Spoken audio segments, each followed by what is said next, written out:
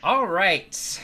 Hello, everyone. Welcome to A Fistful of Dice. My name is Matt. We were actually starting sort of on time, less than 10 minutes past the time that we normally start, which is I think, a first for us. We are going to be playing Session 9 of the Provokers tonight, which I have entitled The Boneyard, which, as Tim's brother James pointed out, sounds like a barbecue restaurant, and I have to agree. What a jerk.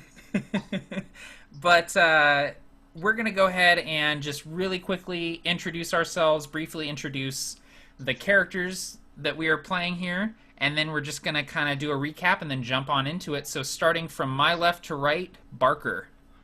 Hello, my name is Barker from Be a Better Game Master. You can find me at the YouTube channel Be a Better Game Master or www.beabettergamemaster.com. Matt and I also are two of the hosts of the three-person podcast called Roll Up and Die, which you can find at facebook.com/rollupanddie. Today I'm playing dice. His name is Aaron Ellington. He's a wizard. And he and I are both excited to play again in Session 9 of the Provokers. Awesome. All right, Nate. Yeah, my name is Nate, and I run the YouTube channel WASD20, and I am playing a wood elf fighter by the name of Aerdon Seroshent, who is from Shade Vale, which is where we currently are. So a little homecoming. Indeed. Awesome. All right, Juice. I'm Juice from Tabletop Gaming with Juice on YouTube. You can check out my website, www.rpgjuice.com. And the Tabletop RPG One-Shot Group is my little baby, so make sure you go over there and get in some games. Absolutely. Oh, and I'm playing Brasswick Feeblehammer, the greatest dwarf of all. Sorry, Durgan. And, yeah. Awesome. And last but certainly not least, playing the second greatest dwarf of all, Tim. Hey guys, I am Tim, and I am at the channel Second Greatest Dwarf of All. No, I am with my brother James. We actually run Tabletop Terrors.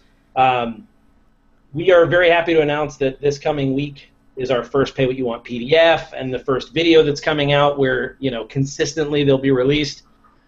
A lot of work, man, putting together PDFs. Have more than we anticipated, but we've been grinding away. So check that out tomorrow. It should be up. But I'm playing Durgan Blood Mountain, the second greatest dwarf. The only person better is Brasswick, and looking forward to it. Awesome. So, Tim, the PDF, can people get that at the website, tabletopterrors.com? They can. So what we're going to do is the PDFs will be linked. So each video is going to kind of give you an offshoot of something you can use in your game, and then also have a PDF linked to some examples and things that link directly to the subject of the video. So you can get those either at tabletopterrors.com or in the description of the video there'll be the link to the Pay What You Want PDF. So awesome. Looking forward to that, man. That's going to be cool. Looking forward to it. All right, so would anyone like to do a quick recap of the last session for a point of inspiration? I'll give it a shot. Anybody All else? right, Tim. Do it to it. So, we returned to Shade Vale with Aerdon Seroshent and found out that he was a bit of an outcast, almost an outlaw. But we needed to go there because we found out that the corruptor is amassing an enormous army. We need the elves of Shade Vale. We will not prevail without them. So we had to go to basically the matron of his city. We had to make sure that they reconciled his leaving in the middle of a battle as a traitor. And then in the middle of that, while we're reconciling with this elven matron, the corruptor attacks with bats. And was it orcs on bats? Yeah, orcs riding on bats. And just throwing fire and so on. And we fought the corruptor. We almost killed his griffin. We knock his helmet off, revealing that he is actually almost beautiful for a male. And in that, we won the day, thankfully. And is it matron? Is it Elmira? Elmira Marrowblade is her Marrowblade. name. So Yes. Marrowblade. So Elmira, thankfully, wards off the corruptor. He hops on his griffin and leaves, but we find out that we have only surprised him just enough to slow him down, but that he's not going to stop. And as well, Aerdon has a gut-wrenching reunion with his sister, and she kind of gives us some hints about his father as well. So I guess I'll kind of leave it there. Awesome. No, that was fantastic. Very good. And the only other thing that I would point out is that the corruptor had a new toy. He had a big old sword. Yes. That could erupt in black flame. And when Durgan attempted to grab this sword, he was overwhelmed with the vision of a pale-skinned woman with pure black eyes, sort of goading him into grabbing the sword. But he was unable to hold on to it for very long.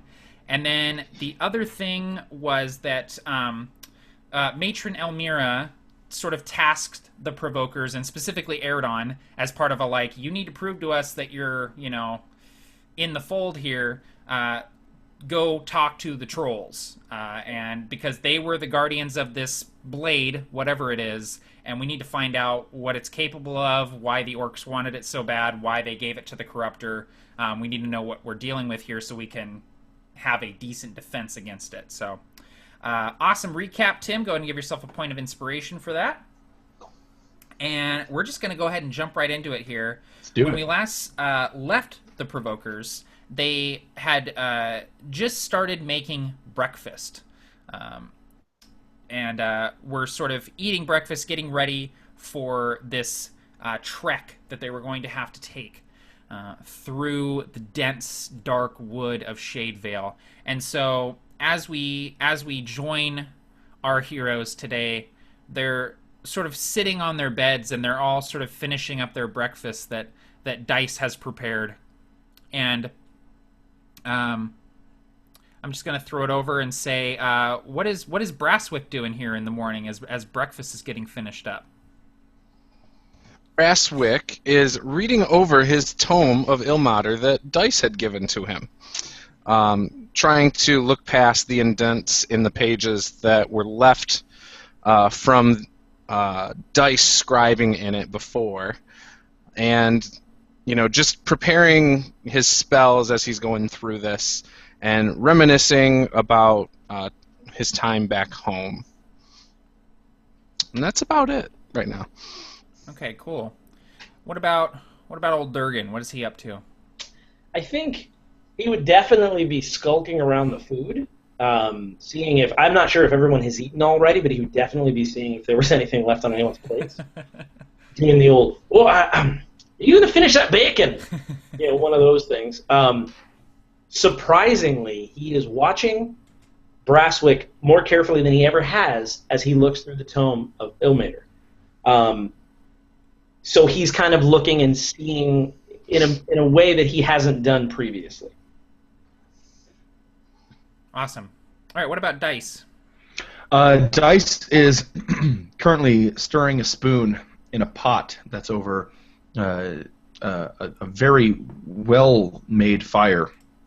And the pot is just filled with stew, and on to the right of him is another fire, and on it is a hot, superheated stone that's just frying this bacon, and just attempting to make food for everybody. He's in the zone. Awesome. And as the smell of bacon kind of wafts through the room, that smell finds the sharp nostrils of Aerdon. What is he up to? Oh, you're muted. Are we in a hut right now, or what are we in? Yeah, you're in. It's basically like a very well-made hut. Like, this is like a luxury hut. Like, this is the nicest hut that you can get here, and it's very well insulated. It has glass pane windows, but it does kind of have a dirt floor and just kind of cots for bedding. Mm-hmm. Well, I think I would be leaning up against the wall, sitting on the ground, and I have a whetstone, and I am sharpening the blade of my sword, and just kind of peering at it making, watching it catch the light just so, and then going back with a whetstone and sharpening some more. And I'm kind of checking my belt and my tunic and just kind of really kind of fussing and fidgeting, preparing myself for what could be a chance at redemption in a way. Absolutely. And the room is lit now by the fire, but as you all are sitting there and the smell of breakfast is filling your nostrils, the sun is beginning to rise and filter through kind of the they're not perfectly clear, but the sort of opaque glass of these windows and falling upon the dirt floor and warming your faces. And as it does so, you hear a quick knock on the door. Are you going to get that, Aerdon? I would kind of be snapped out of my very intense focus here, and I would immediately get up and sheath my sword and go to the door. Who's there? It's Mia. All right, and I would open it and motion for him to enter. And Mir Stonegaze enters the hut and sweeps his eyes across the hut, looking at all of you with his one good eye and his one strange stone eye with the pupil carved into it. And you see he has a large sack sort of tucked under one arm. And he says, "I trust you all slept well enough after the battle last night."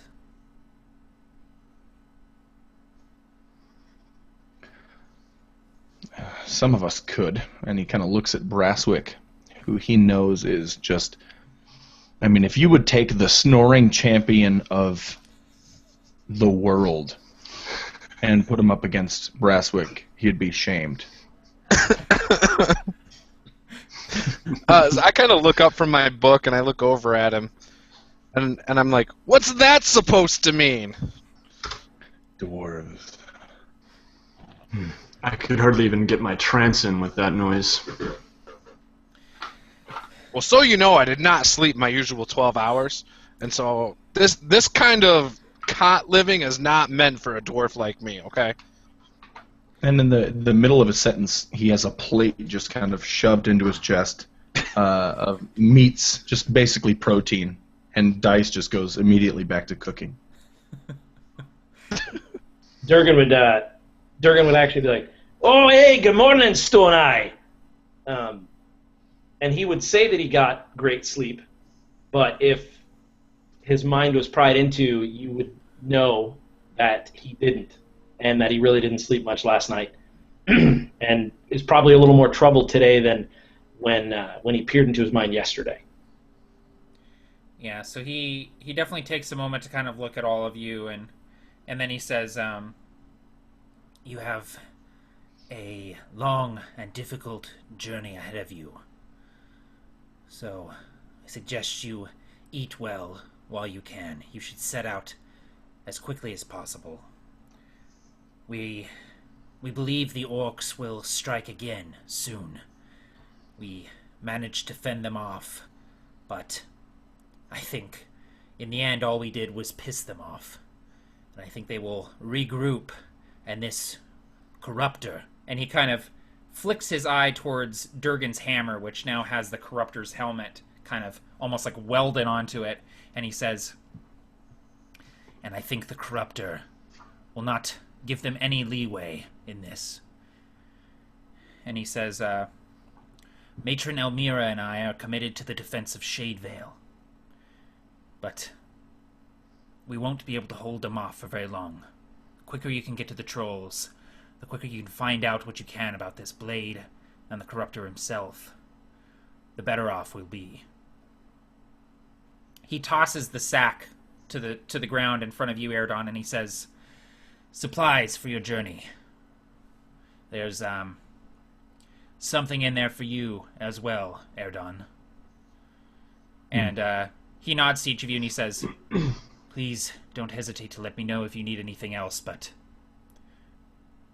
I should see to the defense of the city. Thank you.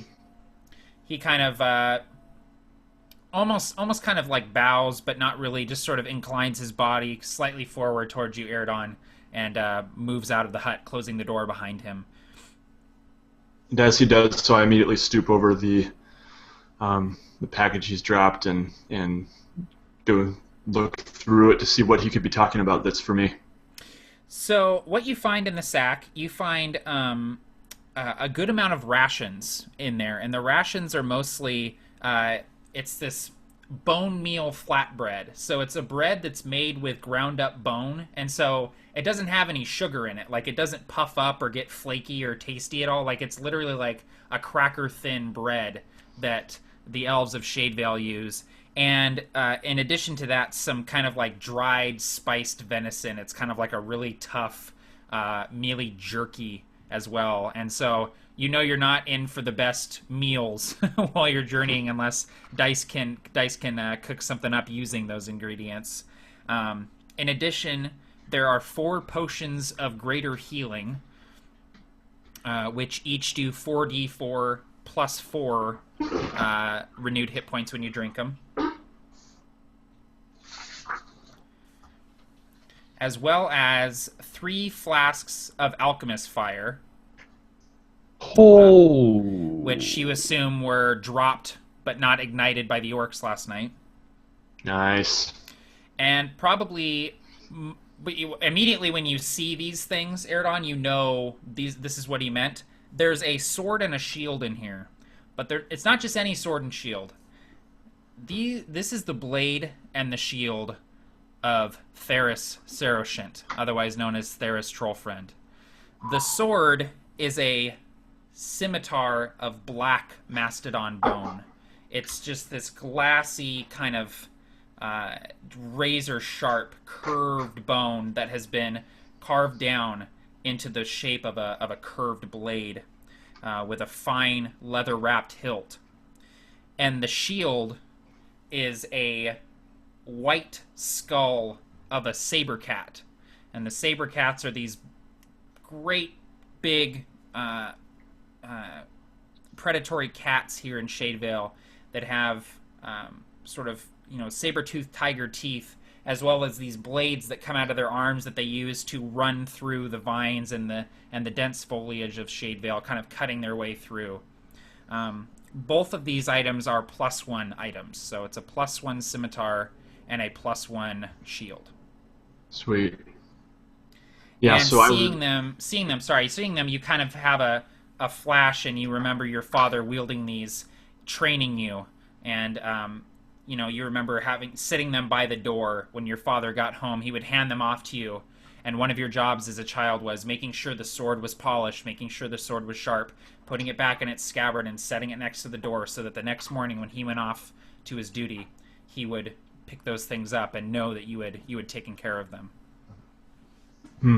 So yeah, I would definitely have a flood of emotion here, and just be almost confused and pulled out of my element here, wondering what to do with this. On the one hand, I've been angry at my father, and probably a day ago I would not have wanted this, but because of my sister and the news that my father has been the only one taking care of her in her illness, I'm beginning to, I don't know, I'm still confused about it all, but I realize the value of these, and there's a lot of sentimental value. It honestly reminds me of my mother as well, and I would probably have a hard time holding back tears here, but I would quickly strap the shield and kind of just nod to my companions and take the sword and through the air, wave it through the air, testing its balance, feeling the perfection there in the blade, and say, this will help. And Dice stands there kind of burning the bacon, looking at Aerdon, and he says, you wield that like you've wielded before. Kind of shocked. I've I've touched it many times. It was my father's shield and sword.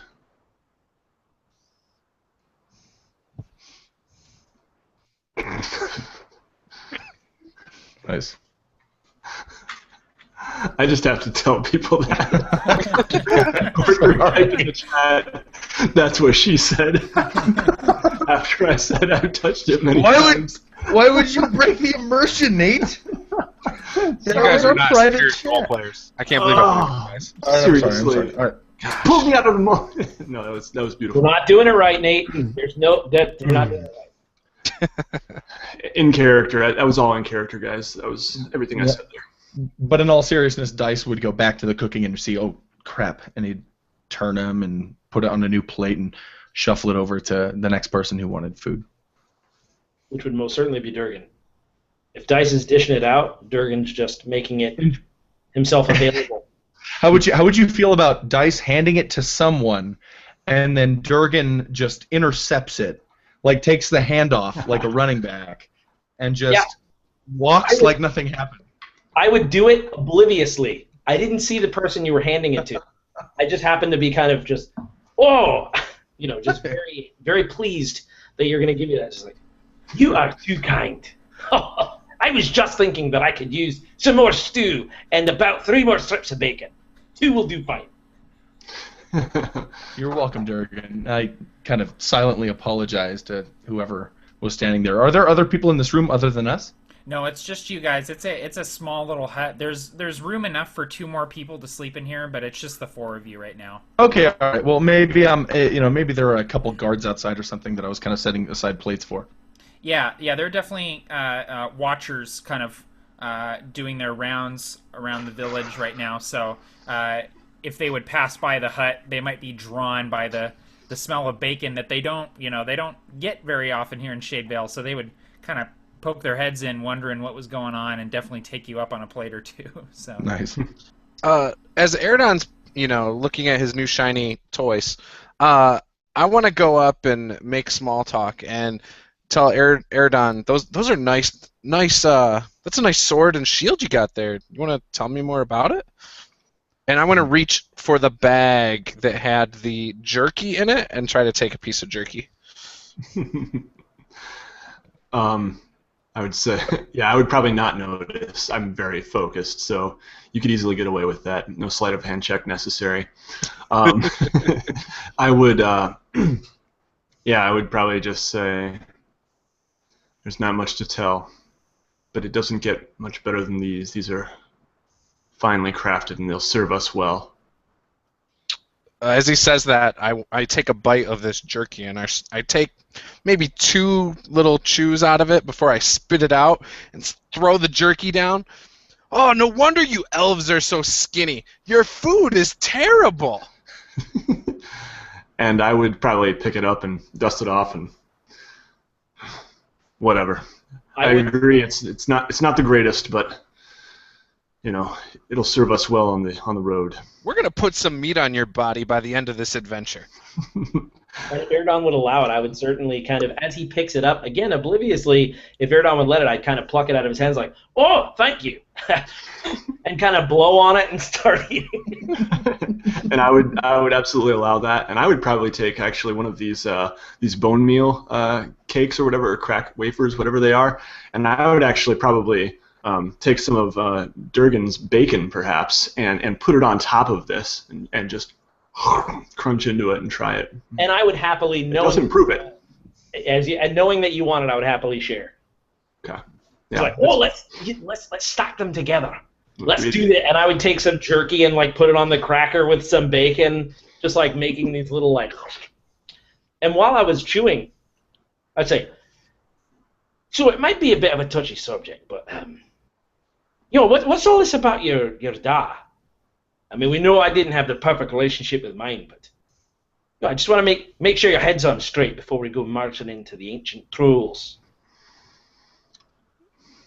In case you haven't heard, he's a traitor, and I don't know. I have to be completely honest with you all. You're going on this mission partially because we need the help of the elves of Shade Vale. But I'd be lying if I didn't tell you that this is a chance for redemption for me, for my family name. I don't know what my father did exactly, but they're calling him Troll Friend. Anyway, we might find out more from these trolls. And I quickly actually shove this new sword into the scabbard, kind of angrily, and I strap it to my belt. I say, "Are you all ready?" And Durgan would say, "For what it's worth, lad, I'm not telling you how to feel, and I don't know your business. But I thought my dad was a trader for a few years myself, till I found out everything.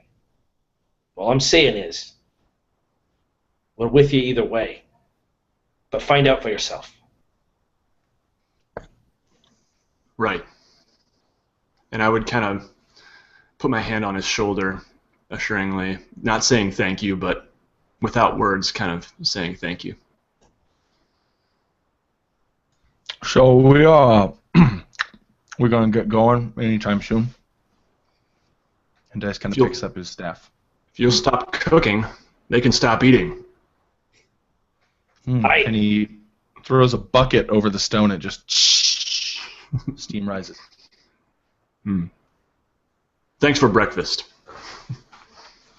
Well, warming the meat's a lot better than freezing it, I say. Agreed. Unless we're fighting. Eating the meat's even better than that. Oh! All right, come on, you lot. And I kind of head for the door and sling my pack over my shoulder. All right, let's go. Durgan, don't you think that deer meat tastes a lot like licking the edge of your blade? Aye, but with protein. True, I guess you get something out of it. Hey, you should try it with the bacon and those little knuckle bone crackers. It's delicious. I'll pass. So, is my mic volume a little bit better now? Does it seem like it? Seems good to me. I might give it one more dB up, a little bit more boost. A little bit more up. Just a little bit more boost. Find the right knob. Is that better? Oh, yeah. Is that good? No, that's not it. You missed it. We're a half hour in, guys. We're already just... It's just been so long. I know. It's all built up. That's not the only thing built up. Thanks, Juice. Keep it rolling. So... I was just thinking my appetite, that's all. Exactly. So, I'm going to go ahead and throw a map up here on the screen. Yes, I love it. So, you guys are in Shade Vale right now, and you're trying to get to the Boneyard. So, the quickest way to get, well, the safest way to get to the Boneyard is by way of the Oakfall Road. But the quickest way is cutting through the wood. And that's going to be up to you guys to decide. Aerdon, you've walked the road many times, but you've also walked the dense forest many times before. And you know that you can lead them there. You can get them there, but it's going to be a tough journey if you don't take the road. But you might get back a little sooner. Yeah, so I would probably relay that information to the others here. Well, we can take the road, or we can cut through the woods. It'll be more dangerous, but it'll be quicker. Well, if it were how a bunch dangerous of can elves, it be? well, for loud creatures like yourselves, a little more dangerous. If it were a bunch of elves, I'd gladly cut through the wood. But with you lot, I'm not so sure. What do you think? Sounds like you are thinking we should stay on the road. How imperative is time, would you guys say? Time is of all the essence, Dice says, clutching his staff slightly tighter than he probably should be. I say we go off the road. I say we put up with whatever danger we can handle it. I second that. That's the spirit. I understand that it's going to be like ringing 2 fat bearded bells the whole way there. And we've been doing it thus far. I didn't say I wasn't up for it. I'm just saying, remember, it might take longer to fight through whatever snaggle-toothed harpies are in there than it will be to walk down the road.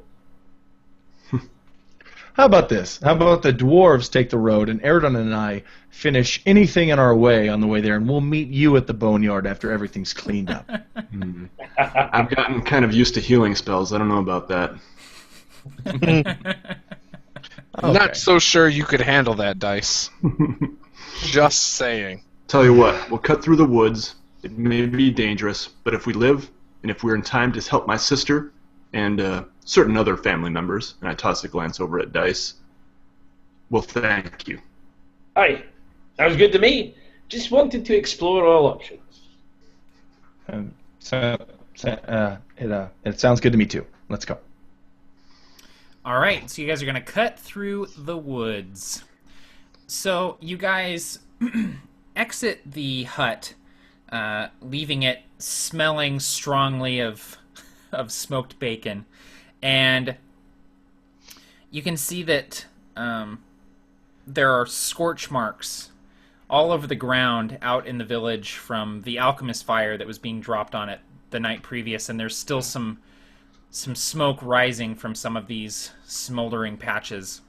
And you see in the center of town there's a foul-smelling pile of orc and bat bodies just kind of piled up in the square, and a few guards are dragging more bodies and throwing them onto the pile to be burned, you assume.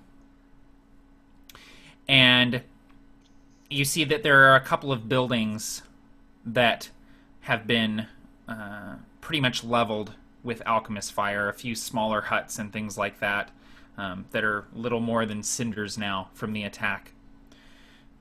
There are about a dozen bodies laid out in front of the Hall of Bones to the north, and they're just resplendent in their armor of Shade Vale. These are watchers that fell during the battle last night, and there are a couple of priests sort of walking back and forth along the line of bodies, burning incense, speaking words in Elvish, wishing their souls well as they cross over into the next world, and thanking them for their bravery and their honor in the battle. You see Mere Stonegaze standing in front of the Hall of Bones, kind of overseeing all of this, and he sees you all from across the village and just inclines his head towards you. And you see that Matron Elmira is kind of standing behind him. Her arm is in a sling from the injuries that she sustained the night before, and she is directing people back and forth, getting defenses ready for Shade Vale. And the dense forest awaits you guys. Would I see any white cloth, either in the bodies with the bats, or I certainly wouldn't want to disturb any graves, but I think it would kind of be cool. You know, Durgan needs that as one of the components to one of his spells. He needs some tiny strips of white cloth, and so just thinking of that, I would probably try to get it from somewhere without desecrating a grave. Yeah. But somewhere poignant, somewhere as a, I will use this specifically in battle kind of thing. There are a few bits of white cloth that you can see in this pile of orcs and bats. A few of the orcs are wearing different colored sashes, and a few of them have kind of cloth wrapped around their weapons and things like that. So there's plenty that you could grab from that pile, and if you approach it, the elven guards that are piling them up kind of give you a curious look as you approach. Okay. I would certainly just sort of give them a glance of, just a moment. I would put my foot on the face of the ugliest one. And I would just push it so that his neck kind of went back a little bit, and then I would reach down and I would grab a strip of white cloth, probably that was wrapping his hand, maybe holding his blade in his hand. And I would sort of just twist his hand so that it kind of breaks and moves and crack his fingers in my fist, and then just unwind this, this once white cloth. I would get it with one hand, and then I would rip it off with my teeth, fold it up, put it in my pouch, and then I would probably spit on the orcs. Just seeing this struggle, I walk over and watch Durgan struggle with this for a second, and I reach down into my pouch and pull out some strips of white cloth, and I just say, "You could have just asked." Aye, but it was more theatrical, True. Not sure if that was in character or out of character. Little from column A, little from column B. The elven guard standing nearby kind of like gives you a look like, all right, to Durgan, just kind of nodding to you like, go ahead, man, take what you need. And seems to be just kind of waiting to burn the pile. Is there any like daggers, maybe like an orcish dagger or something around here? Yeah, there's like just all kinds of weapons and bits of kind of piecemeal armor in this pile. I want to take one of the like daggers, some rusted dagger. Yeah, just you to got it. take along. You got it. Durgan would tease him about that. Like, oi! You're gonna sully your hand with that type. Everything's gonna turn to ashes in your fingertips. Some orc probably farted it out right before the battle. Yeah, it's kind of crude. I kind of like it. I would dig into my pouch, pull out one of the 3 daggers that I have, and I go, all you have to do is ask. And I would hand him one of the daggers. Dwarven make. Okay, yeah. I stick the orc dagger right back down into the orc. And I rip spit. the cloths off. I spit again. So the pile of corpses properly desecrated now. You guys... I don't want to disturb any graves, but... Elven graves.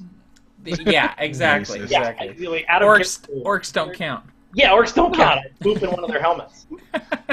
It's like when you got a possum that's like digging in your trash. You got to set traps for it and stuff. Yeah, exactly. Are you saying they're going to set Just traps like for that. Durgan? No. But that, yeah, I guess that makes more sense. He's the one digging around in the junk. So Aerdon, you definitely know the general direction of the Boneyard, but the trail itself you're going to have to kind of cut as you go. Right, so I imagine I would have my sword out and, excuse me, I would be here and there kind of listening very, very quietly and kind of motioning for them to hold up. And then if it sounds all clear, I would here and there kind of be hacking through lush jungle foliage as we traverse and we cut our way through. Yeah, and the forest is dense and dim here, and it's humid and hot. And as soon as you guys leave the clearing of Shade Vale, you all kind of start sweating, and you feel the humidity on your skin, and your clothing beneath your armor is soaked pretty much immediately. And you're moving through the forest, and you see ahead of you, you see vines that are kind of crisscrossing the path, and as you get closer, they kind of slither away and shy away as you get close. And you see these large birds with 4 wings flying ahead in these flocks, and as they fly ahead, you hear as their wings with these bladed tips cut through any foliage that is preventing them from flying straight. And Aerdon, you know these are blade wings.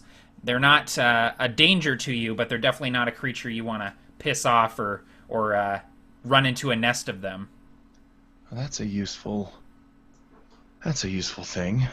Dice notes to the blades on their wings. What are those called? Take a guess. No, seriously? The elves? Wait, Blade how many apostrophes are in blade wings? It's spelled with a Y. Wing. Wing with That's a Y. amazing. Are they No, dangerous? I would probably say everything here has a purpose. You'll find that, and watch yourselves. It's dangerous, and I would, as we're going through a particularly dense patch of foliage, I would cut my way through, and then I would kind of look back and realize that I barely squeezed through, and I would have to cut it wider for my friends who are passing through. Is that going to be all right for you? And Dice looks to the dwarves. Obviously, you're talking about them. It'll be tight for me. Okay. After all that bacon. As long as Durgan goes first, I'm fine.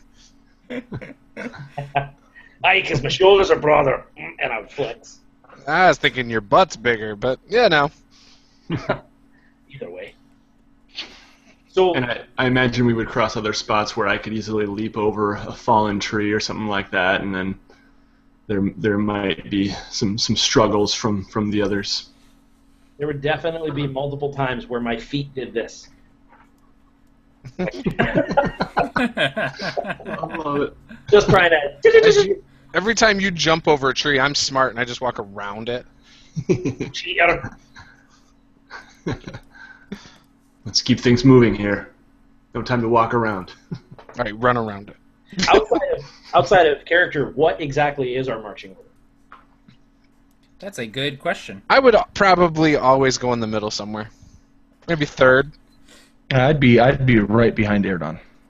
Okay, and I think I would probably be behind Brasswick. Okay. Cool. Sounds good.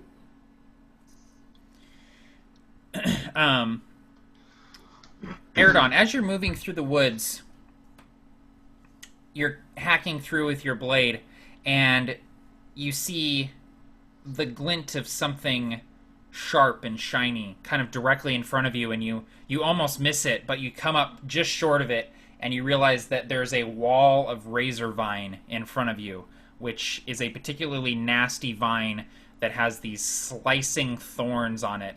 And if you walk into it, it basically wraps itself around you and just starts constricting until it just basically turns you into mush. I would definitely say hold. Now this we might want to go around. And I begin looking, see if there's a way around here. Yeah, go ahead and give me a survival check, Aerdon, with advantage since you used to live here. Okay. That'd be a 25. Yeah, you easily navigate your way around this wall of razor vine, and you just take a moment, look up at the sky, you listen, you hear a familiar river, and you know where you are, and you work your way back to where you're going in the right direction again. I would look over at Dice here, and I would say, "Are you okay?" I noticed there's some kind of mist rising off of his skin. What? It's really hot here. He looks down and sees that, yeah, there's kind of the steam kind of coming off of him. I'm fine. It's just because I don't know, so hot. Yes, interesting. Let's continue. I suppose so. And I reluctantly continue. So you continue moving, and so Aerdon, you're in the front, and you keep walking, and as you hack through another kind of wall of vines, you step forward, and you feel yourself just immediately sink. You kind of take a step and just, and you kind of get yourself stuck in the ground, And at first you panic because you think you've fallen into a pit, but then you look down and you realize you've fallen into quicksand. Whoa, whoa, whoa, whoa, whoa. Stay back! Stay back! Working on it. Here, grab this. And I hold out my staff. Durgan, Brasswick, hold me. I grasp it. I grab onto Dice. And I would grab the Brasswick. Hey, a little bit higher, Brasswick. That wasn't me. That was Durgan with the reach around. Oh, no, it certainly wasn't. I've got both hands firmly on your hips, so... Shut up! As doing my best you to all are stand talking, still. you see Aerdon just sinking almost up to his shoulders now. He's sunk about 5.5 feet down. So, Dice, I'm going to need a strength check from you with advantage since Durgan and Brasswick are helping you. All right. Pull like a dwarf boy. Using my PAX Prime dice. That wasn't very good. Next one. That is a 16. If I can add athletics, that'd be a 20.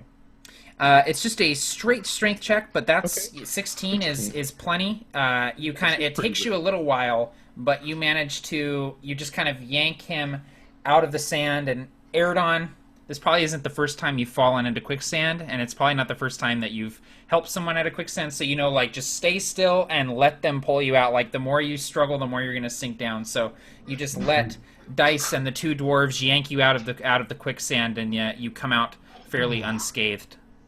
Absolutely. You're a little dirty here, though, Aerdon. Yeah. You're welcome, Aerdon. You're welcome. Watch yourselves. There's plenty of that around. And I try to kind of I don't know, almost like I'm using my hand almost to squeegee off this mud. Just it's caked, and I don't want an extra weight. Yeah, you're definitely kind of sodden now with this kind of wet dirt. I feel like Durgan would awkwardly realize he was still holding on to Brasswick and then let go real fast.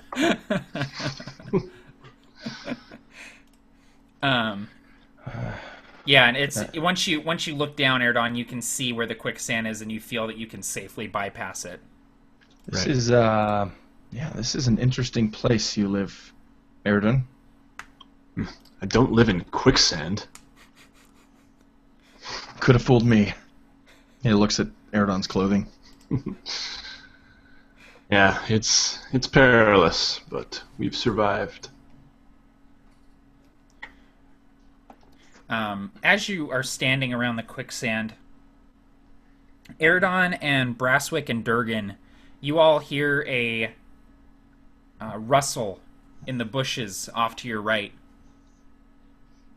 I pull the dagger out real quick, and my battle axe in the other hand. Whoa, whoa. It's just quicksand, Brasswick. You didn't hear that, Dice? I ready my sword. Quiet. Durgan would definitely, if Brasswick pulled steel, Durgan would just grab his storm hammer, which now has the Provoker's helm upon it, just kind of grip it, and then grab that shield from the Stone Rift Bolt Thrower's Lounge. And as soon as you kind of ready yourselves, a massive shape bursts from the shrubbery and charges at let's see, who would be in front at this point? It'd probably be Dice because he didn't see it. So he's looking up. It charges at Dice. And so this massive creature, you don't even have a chance to kind of turn and look at it, Dice, as it barrels out of the shrubbery, but it's the size of the hut that you guys were sleeping in. This thing is massive, and it has these big, sweeping black tusks. And as it charges, just blindingly fast, it scoops you up with these tusks and just hurls you. So I need you to make a strength saving throw for me, please, and also take 18 piercing damage. Oh, man. I got a natural 20 on my strength saving throw. Okay. And I will take that 18. That is half my life. So that is there's just a you would hear a scream, but instead of a yell, you hear just kind of the sound that a quarterback might hear when they're just sacked, like a and all the wind just like fires out of the air, and Dice goes flying. His staff goes flying. He doesn't even know where it went. He was going for his dagger, but he just launches. He hits a tree and kind of slides down the bark, and begins to start trying to shake himself off, but he's not even close to ready to do so yet. And this creature, after it's scooped Dice up, kind of like turns and just breathes heavy and spots Aerdon and Dice and Brasswick as well. And I'll go ahead and throw a little picture up here for you guys. And Aerdon, once you get a good look at it, you know what it is. It's a Mastodon. And it has these great big black tusks, and it's sort of covered in plant life. Like, its fur has taken on this greenish tinge, kind of like sloths have, where they have all this kind of plants and moss and stuff kind of growing on them, and you can see like leaves and stuff kind of coming out of its back, and it turns and it just narrows its eyes as it sees you. So initiative order, it's going to go Aerdon, Dice, Brasswick, this thing, and Durgan. Awesome. So Aerdon, you're up first. Yeah, so is this thing kind of charging my direction? Is that right? Yeah, so it ran out of the brush, it scooped Dice up, and then it just kind of turns and it sees you. It's about 15 feet away from you, and just kind of looking right at you. It looks like it's going to start charging you here any second. Yeah, so I guess for the sake of flavor, I would imagine like I'm going to kind of wait, and then I'm going to stand like ready to lunge out of the way, and as soon as it starts moving my way, I do lunge to the side, almost doing the waving my cape sort of thing, and then whoa out of the way, like and a bull exactly, and yeah. So and then as soon as I lunge out of the way, I'm just going to lunge at its side as soon as its head passes me with my sword, and my sword raised up, and I'm going to slash at its massive side here. And I get 2 attacks as I slash. The first one is utter failure with a, let's see. Now this sword is +1 to attack, is that right, Matt? To attack and damage. Oh, okay, awesome. Yeah. So let me record that, sorry, before I forget. Oh, no worries. All right, so the first one is a 9, which I assume misses. Yes. And I also get a 25. Definitely. That's a definite hit. And rolled a 1 plus 4 damage, slashing. Okay. At its side. Yeah, so you start hacking at this thing, and the first time your blade meets its flesh, it's almost like the blade just gets turned aside. This thing's hide is just thick. But the second time you get in there a little bit and you feel that you've slid past its sort of mossy fur a little bit, and you see blood kind of trickle from the wound. All right, Dice, you're up. So you have managed to keep your footing for the most part. You're not prone or anything because you succeeded on your strength saving throw, but you have taken quite a bit of damage from that gore attack. Yeah. I think that the reason I actually maintained my footing was that I actually kind of land almost, kind of like, it's almost like there's some sort of magical ability just keeping me on my feet. Like I should have fallen over, but my fall kind of slowed and I landed. And I kind of, falling backward, kind of scraped the ground and dug my feet into the mud a little bit. And I look up and my eyes just narrow at this thing that's now attacking Aerdon. And I look around for my staff, and I want to see if I can find it. Yeah, give me a perception check. All right, I rolled a 7.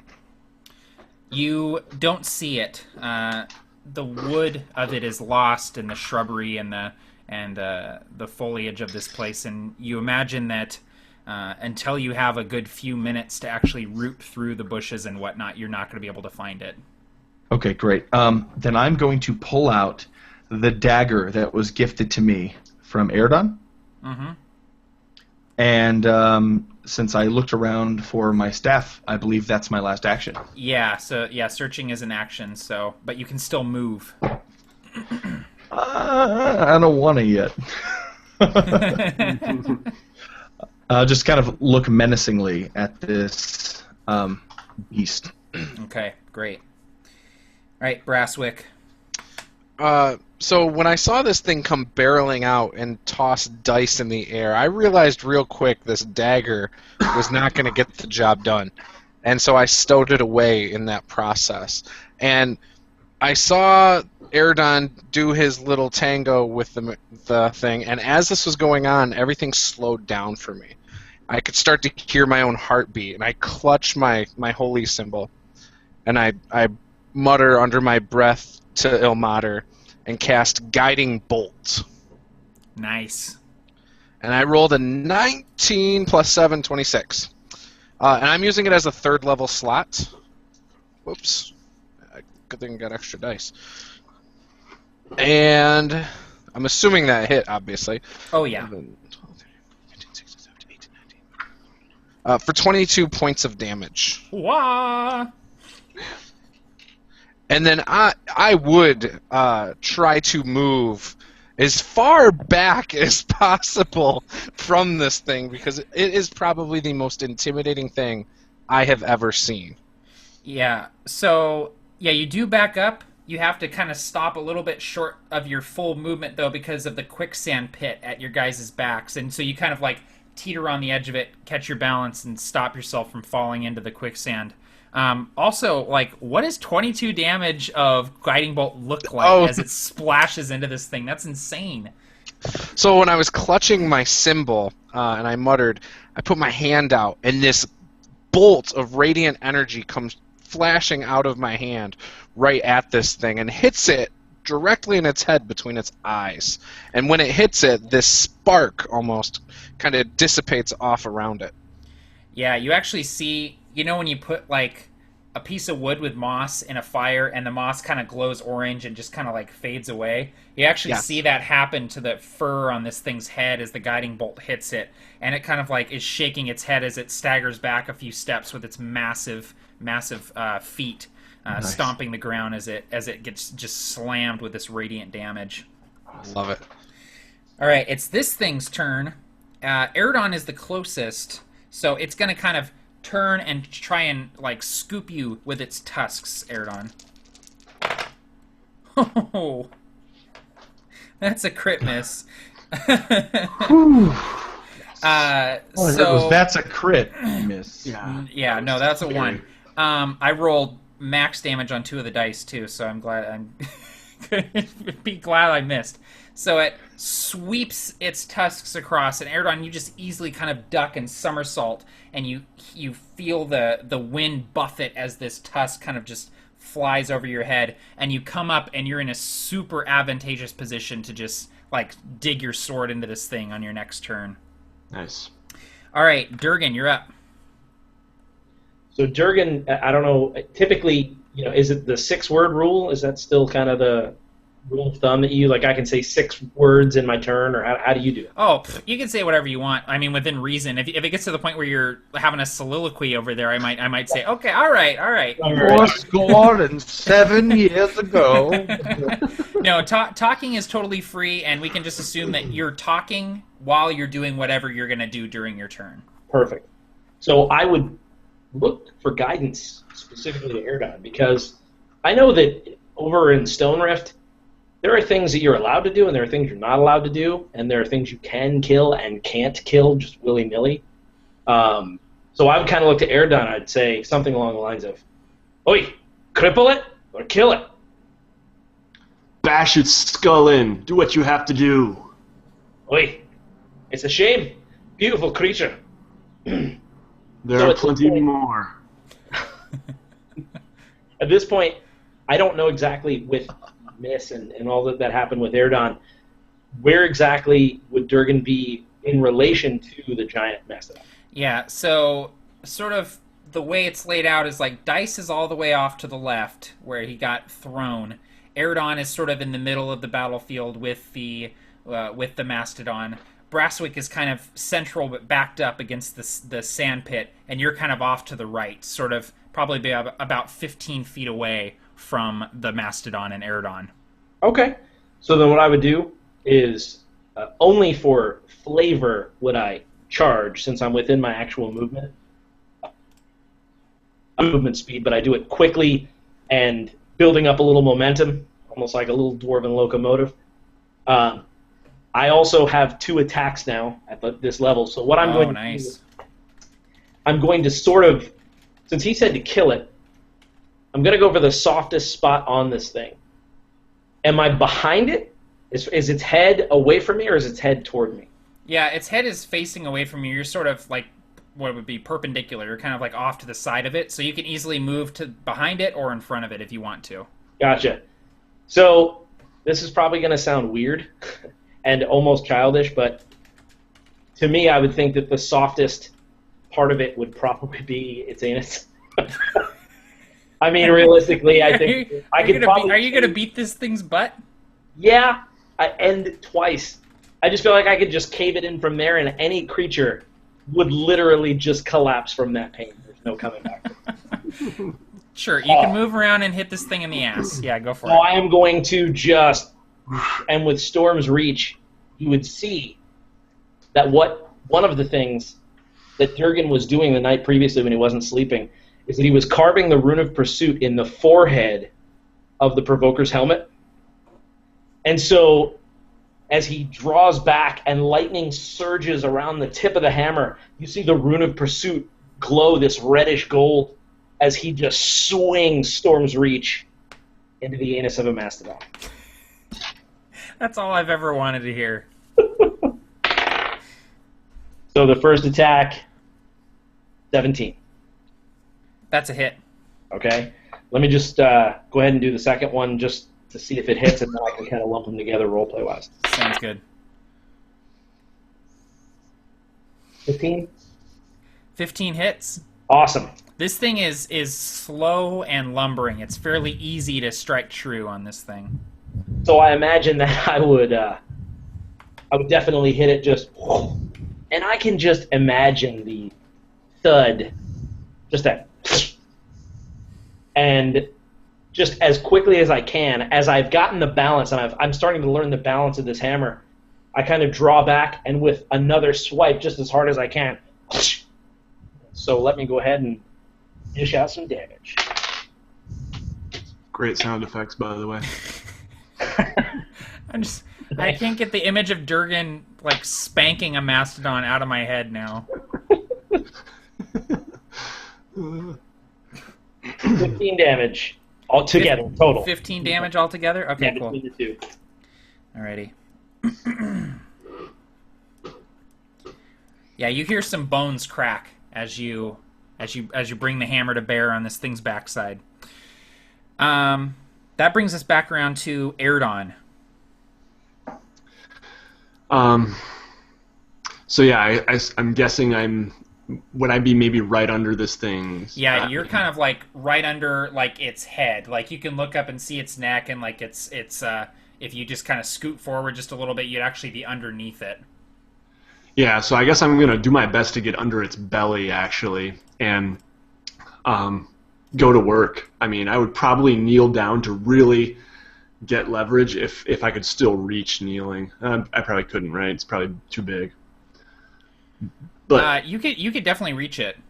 Okay, yeah. So I would kneel down to really get some good, brace myself for a strong couple of thrusts upward into this thing's belly. Yeah, and go ahead and roll with advantage since you're just pretty much completely underneath this thing, able to stab up into it.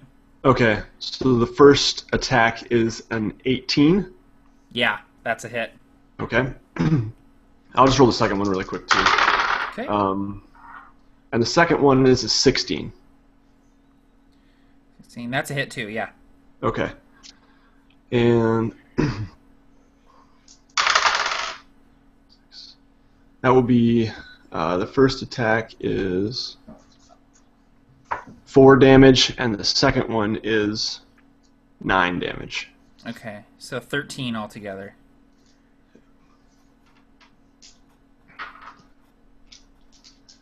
And I imagine that I would be, some blood would be covering me at this point. Yeah, you stab upwards, and blood kind of starts trickling down as you drive your black bone blade up into this thing's stomach. Dice. Dice is gazing fiercely at this creature, and he's holding this dagger, and he flips it in his hand, so the blade is in his palm, and he looks up for just a moment at the trees and how they are blotting out the sun somewhat, and he says the first thing that comes to his mind, which is a poem that he heard a long time ago about death. And he says, "Death shall be under this wondrous shade, for someone will find death under this blade." And he throws the blade directly at the Mastodon. Oop, off the table. And that is a 21 to hit. Sorry, I was muted. Yes, that definitely hits. Awesome. And so D4 plus 2, just basic dagger. Ooh, that's a 6. Oh, nice. Was it a? I'm sorry, it was a masterwork. Was it a +1? Or is that just? So actually, I was having a discussion with someone in the comments about this. So in the session that you got the dagger, I said that it was a +1 magic dagger, and the session afterwards, I said it was a masterwork dagger. We're gonna go with my first ruling and say it's a magic weapon, so it's +1 to attack and damage. Okay, cool. So it's 7 damage. Okay, awesome. Yeah, the dagger sinks hilt deep into the side of this Mastodon, and it lets out a big trumpet with its nose, with its trunk. That's what it's called. It's called a trunk. A trunk. It's got junk in that trunk. That junk is a dagger. It does. Little in the middle, but it's got much back. And a lot of hammer. It's got a lot of hammer back there. Yeah. Just wait until I use the fart attack, Durgan. You're not gonna like it back there, buddy. Necrotic damage. This thing is nasty with the fart attack, man. It's part Those negative levels. Yeah, Durgan dies from a fart attack. That would be great. So, do you want to do anything else in your turn, Dice? You want to move or anything like that? Yeah, he will start running toward the Mastodon, sprinting. Yeah, you close the distance. He's going the distance. Brasswick, you're up, buddy. Yeah, so I tell everybody, let it charge at me. And assuming everyone listens, maybe they won't, I want to choose my dodge action. Or, actually, you know what? No, I don't. I want to use... trying to think. Does thaumaturgy allow me to make, like, an illusion in my spot? I don't think it allows you to make an illusion. No, it doesn't. Yeah, no. It doesn't. Okay, never mind. Then I'm going to... Yeah, I'm going to use my dodge action. And I'm just going to stand here next to the pit. And if it charges at me, I'm going to dive out of the way. Okay. So, at this point, it's pretty preoccupied with Aerdon stabbing it and Durgan hitting it in the butt with the hammer. But if you want to try and get its attention with some sort of charisma check, you could. Okay. Yeah, let me do that. Then I will yell at it. Try and make an intimidating sound, something like a loud, like, "Ah!" Trying to get it to come at me. Absolutely. Give me an intimidate check. And that would be a 13. 13, okay. Oops, wrong dice. This thing, through the din of battle, through getting stabbed and beat, and a knife sunk into it, it locks eyes with you, Brasswick, and its animalistic, bestial eyes kind of narrow. Oh yeah, Tim just pointed out in the chat you have that convoker ring that you can use as a megaphone. Yeah. So I'll even just say, yeah, you totally use the ring and you just let out this just animalistic yell, and Aerdon for a second you're like, another one, like, oh shit, you know, like, but then you look over and you just see its Brasswick just yelling into this ring, and the Mastodon kind of starts moving over you as it starts moving towards Brasswick, and it is this thing's turn, so it's going to charge you, Brasswick. All right. So let's see what happens. And so I'm still using the dodge action, though? Yeah. Right? Awesome. Can you guys see that? Oh, yeah. I'm not rolling well tonight, boys. So this thing full on just charges you. The ground is shaking as it's coming towards you, Brasswick, and it lowers its head. The tusks actually kind of dig into the ground as it comes towards you, and you see these tusks, and you wait until the very last second, and then just like dive and roll out of the way, and this thing just runs headlong into the quicksand pit, and you see it just the weight of itself as it carries itself into the quicksand pit. It pretty much just kind of front somersaults into the pit, and you actually hear cracking bones as the weight kind of bears down on its legs, and it immediately starts sinking into the quicksand. All right. That's awesome. Yes. Give yourself a point of inspiration, Juice. That was awesome. All right. So, Durgan, it is your turn. I need to see how many feet this thing sinks down really quick.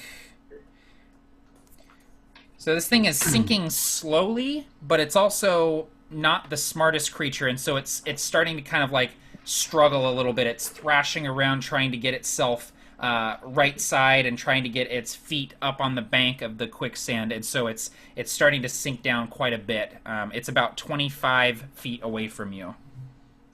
Okay. I feel like it's kind of borderline sadistic, so I think he would think twice about this, but trusting Aerdon's advice of kill it, I think that Durgan would probably take his full move and then try to knock the legs out from under it, really just kind of advancing its descent into the... You know what? Wrong.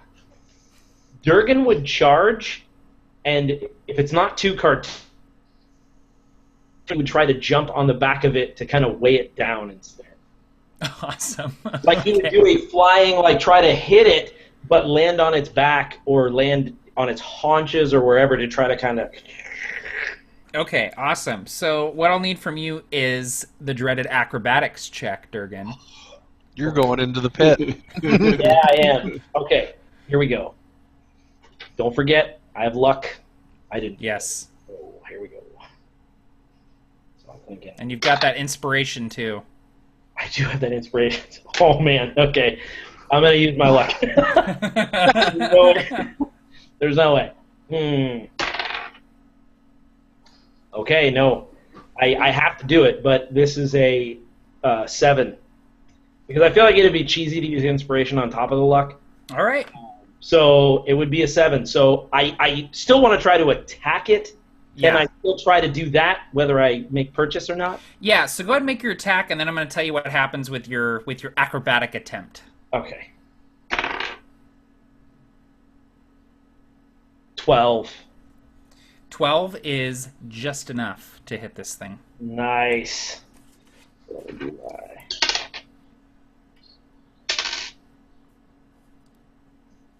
11 points of damage. Okay. Not bad.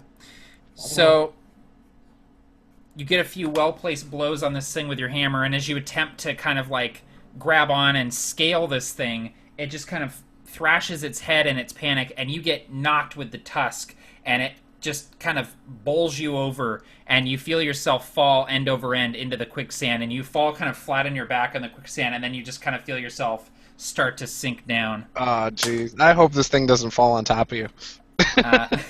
Luckily, you only sink 2 feet in this first turn, so you're definitely not submerged yet, but you are 2 feet down in there. What's the damage on that from the tusk? From the tusk, no damage. It just kind of shoved you aside with it. It wasn't intentionally trying to hit you. You were more just like, ah, like hit. Oh shit! Like get knocked over. So Cool. All right. Ooh. And so that was you, Durgan. So back to Aerdon. So Aerdon, you just saw the Mastodon just kind of like race over your head, fall into the quicksand, and you just saw Durgan fall into the quicksand beside this thing. Yeah, so I would first off, as soon as I saw Brasswick yelling and getting its attention, I would have kind of seen through the legs of this creature and gone, "You fool!" kind of inside my head, and then kind of dodged out of the way as this thing is charging, and eyes widen in realization. I realized the genius there. But then I very quickly say, "You fool!" as I see this dwarven ball of fury flying through the air.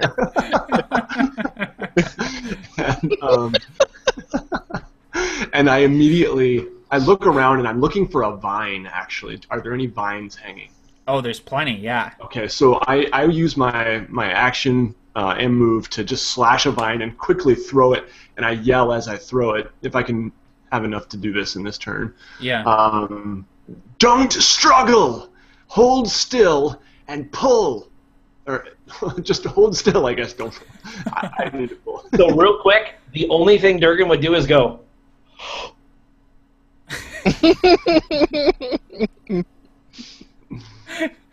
You going for a dip?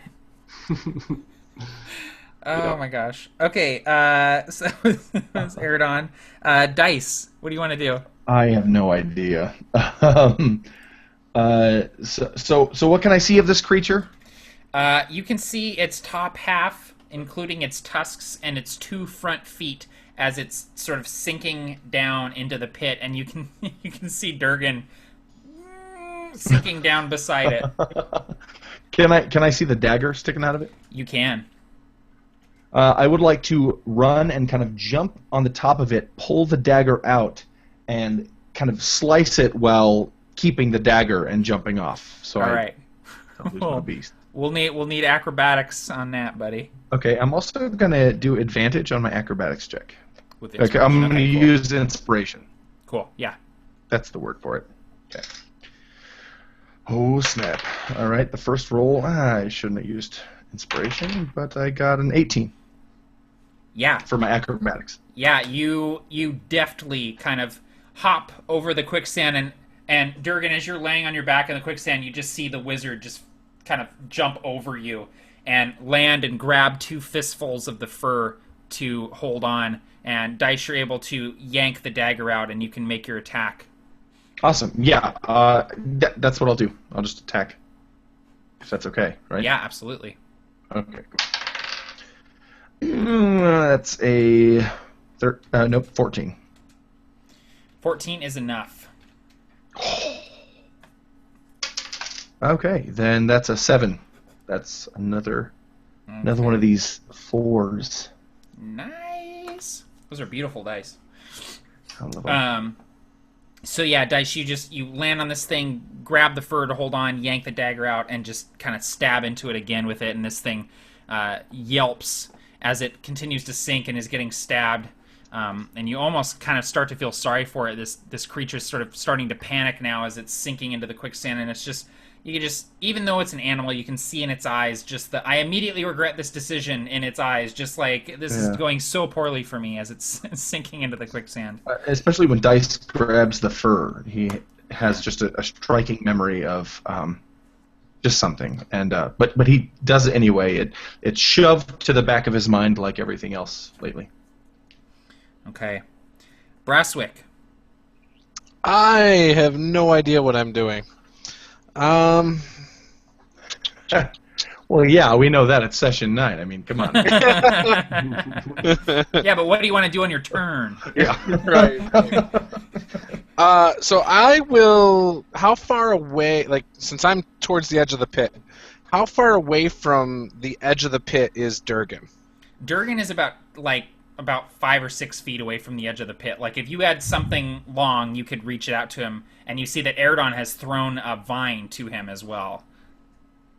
Oh, has he grabbed the vine? I don't know. Durgan, have you grabbed the vine, or are you just...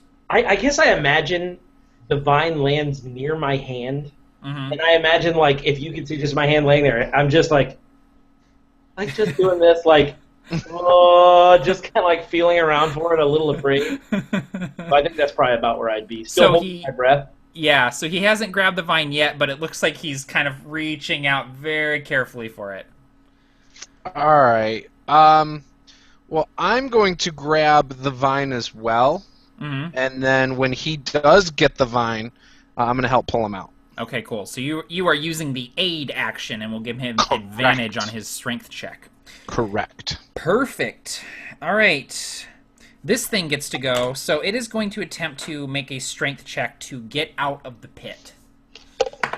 Uh-oh. That's a good roll. Uh-oh.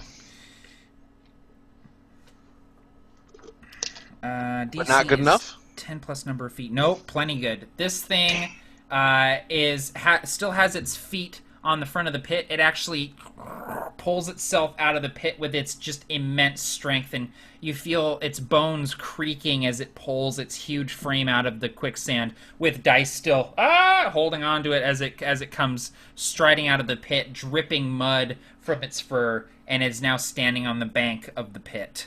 Oh, Durgan, grab the vine. We need you. It's your turn, Durgan.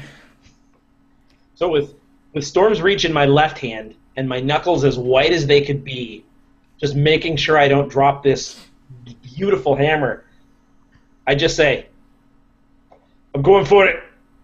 And as quickly as I can, I wrap the vine around my arm and just try to do this wicked dwarven bicep curl. Just like flexing my lats, bro.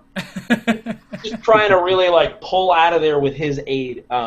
So what do you want me to do? So just make a basic strength check, add advantage from Brasswick's aid. Nice. Oh, thank you, Brasswick. First roll, critical failure. Do that. Don't thank him till the second roll. Critical failure. Yeah, no. Die in the quicksand while this Mastodon looks on. I had double crits on advantage the other night. Oh man, that's a good feeling, dude. It was. I keep trying to figure out if something awesome, super awesome, should happen if you roll double crits on advantage. But also, likewise, if you roll double crit misses on disadvantage, like I feel like something terrible should happen then too. Like a double crit chart. Like exactly. Yeah. Just instant death. You're out of the game, buddy. There's one of my guys who runs games. He runs games at home, but he played in my encounters. He had if you did double crit fails, it was automatic death. Oh damn, dude. Yeah, wow. Nobody's done it supposedly yet. Do a big Durgan. It is a 12, and that's my advantage roll with almost bumps of stats. 12. Yeah. So not quite enough. Almost. You feel you start pulling yourself up, and Durgan or Brasswick is kind of pulling on the vine too. But as you're doing that, you feel your lower half. It's like when you have water wings when you're a kid. And you're floating up, but your feet are still, and you kind of feel yourself sinking a little bit more. Yeah. I feel like the suction of my lower back. Yeah. I'm like, Exactly. So you sink 3 more feet, Durgan, down into the quicksand. So it's pretty much just your shoulders and your arms on top of the quicksand. So you've got Storm's Reach just kind of sitting on top of the quicksand at this point.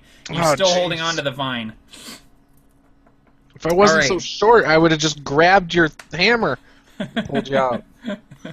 I bet you would have saved the hammer first. Throw me the hammer, I'll throw you the vine. No, save the hammer. Adios, amigo. And then Brasswick just leaves.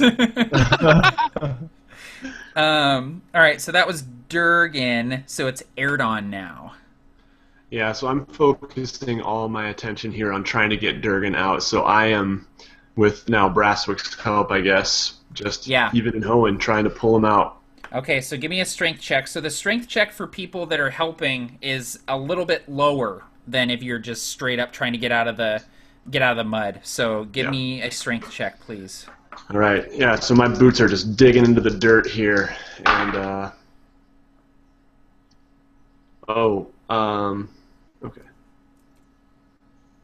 That's a 12. You can use my inspiration, Nate.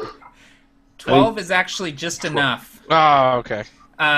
So you and Brasswick together, you start pulling, and Durgan's kind of, and then he starts getting pulled up, and you guys manage to get him to the bank of the pit. So he is now, his upper half is kind of laying on the pit of the quicksand now. All right. So you're not going to Awesome. suffocate to death in quicksand just yet, Durgan.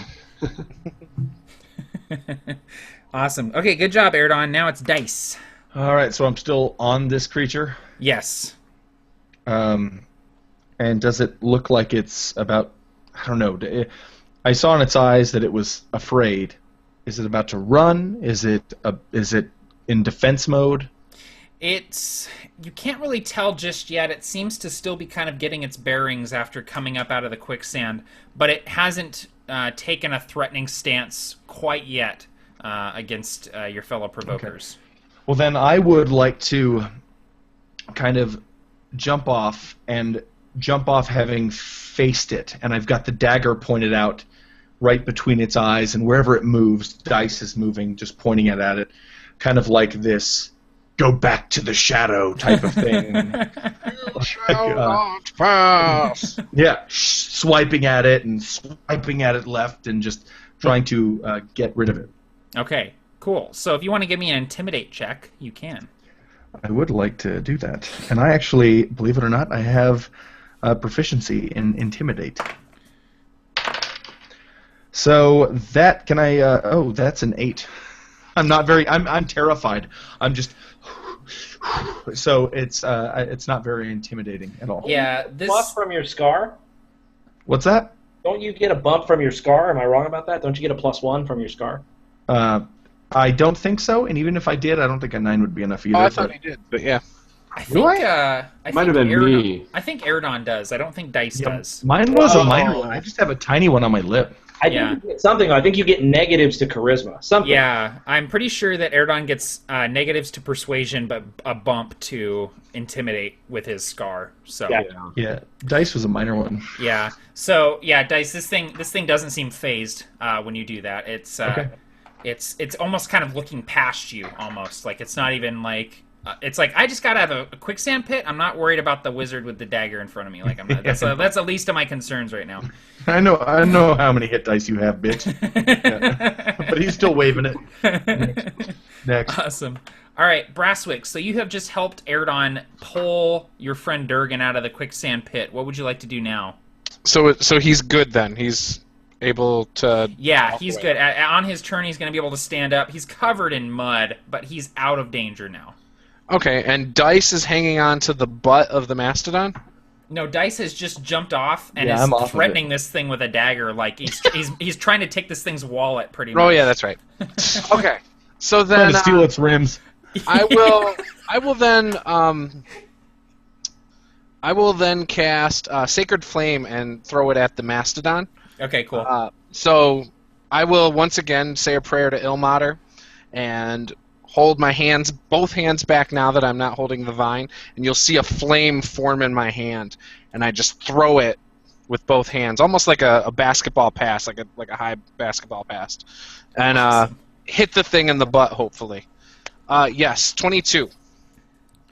Yeah, that's a definite hit. And that would be 6 points of damage. Okay. So the energy kind of slams into this thing, again, kind of singeing its fur, but it's still standing. Okay. It was Brasswick. It's this thing's turn. So Dice, you are in front of this thing, and it is trying to get away. So it's going to try and get you out of the way. Ooh. All right. So this thing with its tusks kind of flings its tusks at you, Dice, and hits you for 14 piercing damage with those tusks. Balls. And it then runs past you. Like, just starts, and it's limping from the damage that it's taken, but it is leaving. It's retreating, and it just kind of barrels through the shrubbery, kind of like knocking smaller trees aside as it just kind of continues its charge through the forest. As Dice. So Brasswick, this thing is retreating. Okay. Or no, that was this thing. So it's Durgan, sorry. So Durgan, you're getting up out of the quicksand and you see this thing just hauling ass out into the forest. I think Durgan would let it go. Did Dice just drop? No, he didn't drop, but he doesn't look good. Like usual, you know. Gotcha. I think Dice looks awesome all the time, but that's my opinion. Nah, ever since he got that scar, I'm like, ew. Oh, I think the scar is sexy. You would. So I think that Durgan would let the thing retreat, thinking that if it continues to make that much noise, hopefully it would draw anything else that was in the area as the center of focus instead of us yelling and clanging our metal weapons. Perfect. So I would probably take the equivalent of a defensive stance. Yeah, you're just kind of waiting to see if it's going to come back. Yep, or anything else deciding to spring on us, you know that. Yeah, absolutely. Yeah, no, as you're kind of standing there waiting, like the din of this thing just crashing through the forest just kind of fades off in the distance, and you see birds springing up from the trees as this thing is running, but it's quiet now that it has run through the woods. Well, I'm going to go over to Dice, since he looks a little rough. He's puking. He's throwing up right now. And I'm going to wait for him to finish throwing up so I don't get any on me. Then he holds his hand up like...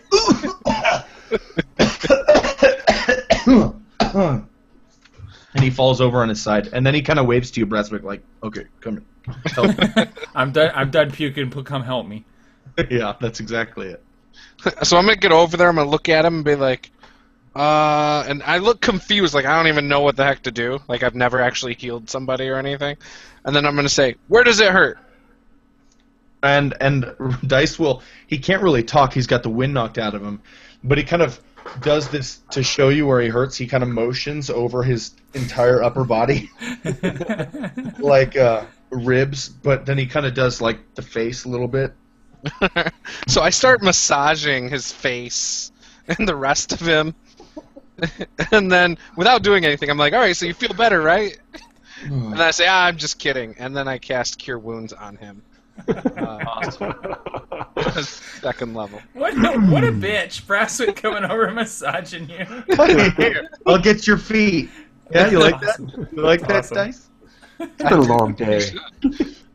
How much do I gain from that? Yep, I'm doing the math right now. 11. Stupid. You math. gain 16 points. Oh, that's not bad, man. And Dice kind of sits up, and he's in pain. What does that look like, by the way? So you, when I actually heal you, I'm touching you, probably on your stomach or chest or something. Yeah. And then you start to glow, and maybe like a rib that's broken just pops back. It's yeah. Like, oh, God, Brasswick, jeez. Feel better, right? And he throws up a little bit more, spits out a little bit of blood, and he kind of pats Brasswick on the shoulder really as hard as he can and just says, "Thank you," and he pushes him away. Oh, God, and he sits down. I gave you 2 for 1. That's how you treat me? It's appreciated. So in game, would Dice look reinvigorated almost fully? I think that Dice would look like he's in pain, and probably is going to be slow along the remainder of the journey. His ribs are still very kind of blue and bruised. But he can stand up. He can kind of do some stretches, things like that. But he really can't pick anything up off the ground without cringing. That kind of. Gotcha. I think what Durgan would do as he was throwing up and having that interaction with Brasswick, I would probably come behind him and do a pat on the back. But while I did that, I would do a cure wounds. If there was anything else, just like oh, you getting it all up there, buddy? Oh, just spit. Just spit and kind of patting him on the back, and you'd see kind of this, this glowing hand, as I'm patting you on the back. And so basically, it's a floating 10 points. It's a floating 10 hit points that I can apply anywhere until I rest again. So I would apply all 10 if you need them. How many are you going to apply, metagamer? I will apply. How many? Before you do that, you actually got 20 hit points from me because I forgot my spellcasting ability on top of it. Okay. How many are you going to apply, metagamer? I will apply all 10. I will take all 10. And he'll feel the back rib crack into place, and he'll turn around and just kind of backhand smack you across the face, like, "What the hell, dwarfs? Jeez!" Durgan, I'm starting to think he doesn't like us helping him. We help him and he hurts us. Does that make sense? It doesn't make any sense. What a little baby. I know. Little tough dwarf love. It's the good hurt. Oh. And then, just as a joke, I would take my stubby, fat brick of a finger and just poke you in a ticklish spot on the back. Just Who fed you this morning? Who fed you? I fed you. I can assure you he ate well, and I kind of throw the vine that I've been holding down to the ground. Oh, shit. Aerdon looks mad. Brasswick, we need some lesser restoration because that was a sick burn, dude. Get it up on there. Durgan would pull up his pants incredulously, Awesome. So we're gonna go ahead and take a quick break, guys. But before we do, I just want to give a shout out to Scott Erickson, who said, "Nice Raiders of the Lost Ark reference, Matt." And then he said the others might have caught it if only you spoke Havitos. To which I will respond, "Akuna Matusu, Obogai!" All right, we're taking a break. We'll be back in 5 minutes. Cool. So people know I screwed up the Sacred Flame earlier, by the way. It should have been a dex save and not a d20 roll by me. Yeah. Oh. I figured it out right after he was doing the Mastodon turn. I was like, oh, shoot. So. Oh, well. Yeah, oh, well. All right. Let's see. I'm going to be adjusting things, so have fun on your break, guys. All right, dude.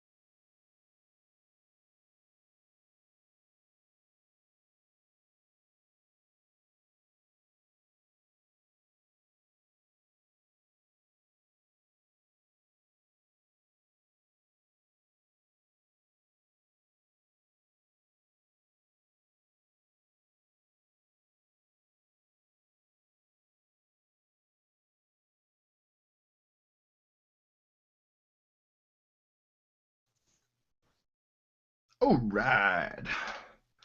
What's up, everybody? Barker here. All right. Dominic asked, hey, I just got here. What did I miss? We are on our way to a place called the Boneyard, and we took the quick way. Well, yeah, which is not necessarily the safest way, and we got attacked by a Mastodon, so we just finished fighting that. It got away, but it was a good fight. That's what happened. All right. Thanks, everyone, for tuning in. If you are not aware, we just posted the new episode of Roll Up and Die, our RPG-related podcast today, which you can find at facebook.com/rollupanddie or beabettergamemaster.com. Right now, it's not updated, but it will be updated tonight. And actually, I'm hoping to get a new blog post put up there this evening. So in, I don't know, the next 3 or 4 hours, check up beabettergamemaster.com. Why not? All right, what questions do we have? Do we have any questions?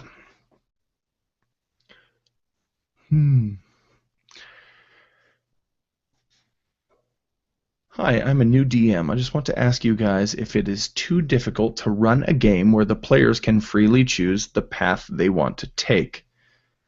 Honestly, I think every DM should kind of take that into account. But at the same time, okay, so I believe that DMs should kind of have a story in line. But, you know, I mean, that's our job, kind of make this story arc that's epic and fun and cool.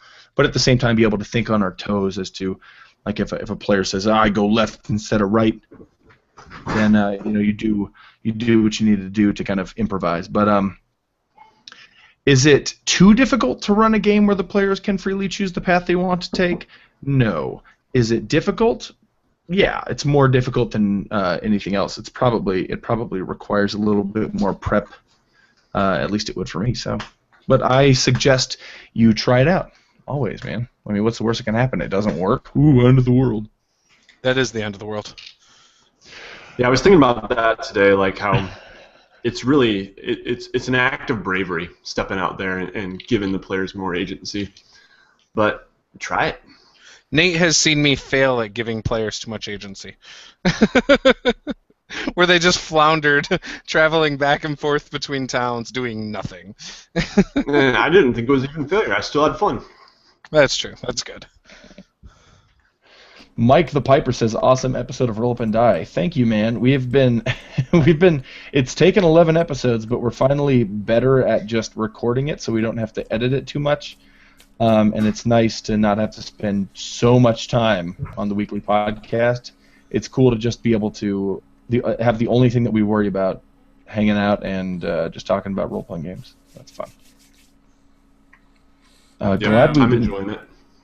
Ah, cool, man. Thanks. So, Barker, I just looked at the edits that you made to the wiki. Yeah, that's good. I support it wholeheartedly. Good. So I'm going to read this out loud. Oh, God. So for you those should of explain. you, go ahead. So for those of you who are unaware, I've started a wiki for this campaign setting, and it's pretty like infantile at this point. Like I haven't really done a ton with it, but like anyone can go on and edit it, like any wiki. So I know now. Yeah.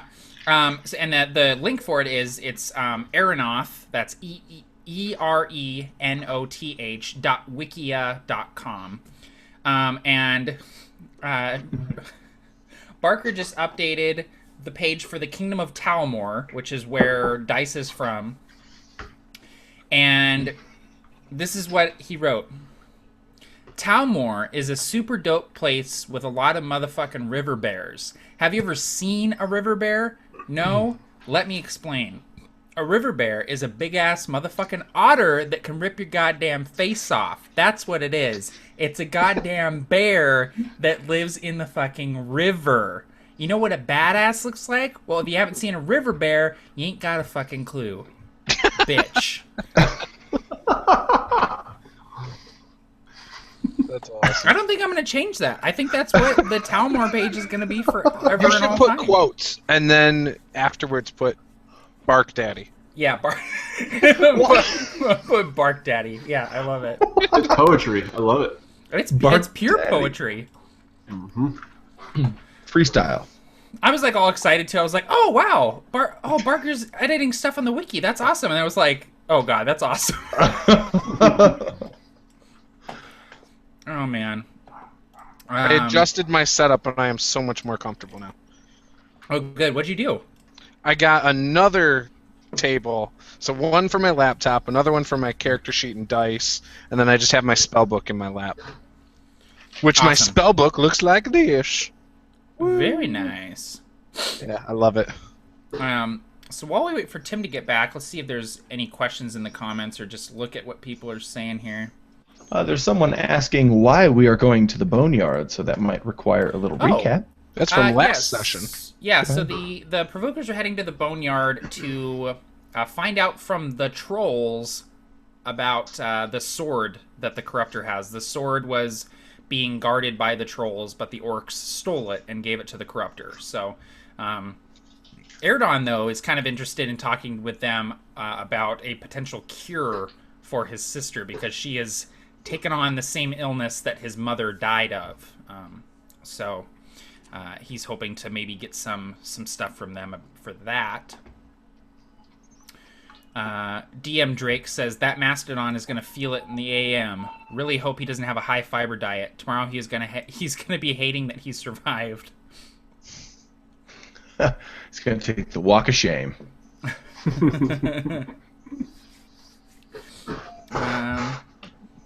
Sorry, guys. That was forever. Oh, Yeah. you should be. We've been waiting forever for you. It's been like a metric hour. But well, James had a bunch of pizza out there, Dude, I just had some pizza too. so I I had wasn't pizza planning rolls. on eating. Pizza, But I was pizza. really hungry, so I was like, Can Yeah, I I have just say that. on the break, like, I just love the fact that, Matt, you always have one dislike before the game even starts. I mean, Yes, I know. I don't know who that is. It's always one dislike. Well, I have an idea of who it is, but it's just it's always one dislike before the game starts. It's like I schedule the game like a couple weeks in advance, and someone's like, "No, dude. no." Matt, I quit Potatoes disliking gone potato. Sessions about 5 sessions ago. It can't be me, so you need to stop thinking it's me. Well, it's me. I know Wow. it's Tim. I know it's I gotta Tim. keep you grounded, Fistful. I know. Yeah, we don't want your head getting too big. I know. It's my head is already large enough. It's a fairly large noggin I'm rocking here. So Got to keep that ego in check. yeah, man. I know. I'm just out of control. It's all that fan art. It's going to your head. Oh, God. You know what's the funniest part? The guy or girl who's disliking it is so mad right now that I'm taking the credit. I know. They're like, no, it was me. Really me. No, no, don't take it away from me. It's all I got. Oh my gosh. Okay. Oh, by the way, before we jump in, I want to say someone asked me this week about the Brasswick Feeble Hammer character sheet. I've had 3 or 4 people ask me in the last month about it. It's up on my website at rpgjuice.com under the download section. I think it's level 4 over there. So if anyone's interested in downloading him, you can go to rpgjuice.com and download section. And then you too can play as Brasswick Feeblehammer, the greatest dwarf in the world. I have a Brasswick character sheet. He sent it to me in the mail. Oh, that's Yours is right. I Yeah. think I need to level it up, though. Yeah, it You is need to frame it. autographed. The best part about that is that Juice freaking autographed it. I Like, will. He was just I like, will he was just frame it. like, I'm gonna put it just right gonna there. autograph this because I'm Juice. So You're right.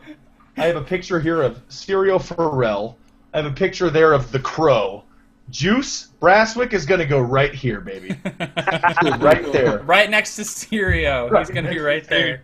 And what do we say to the god of death? We say Rachel Mutter. not Brasswick. No.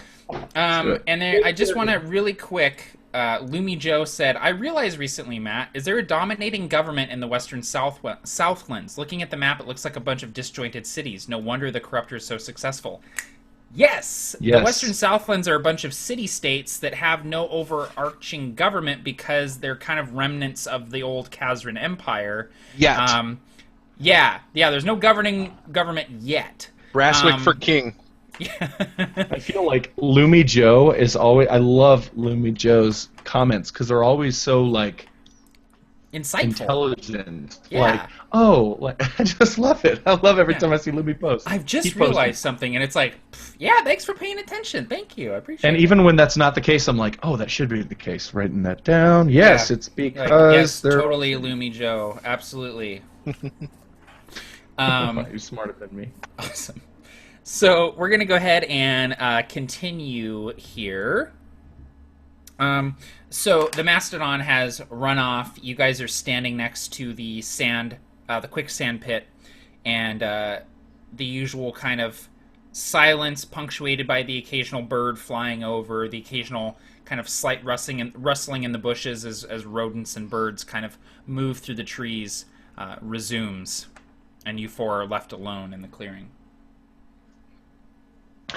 We have to get this ridiculous mission done as quickly as possible.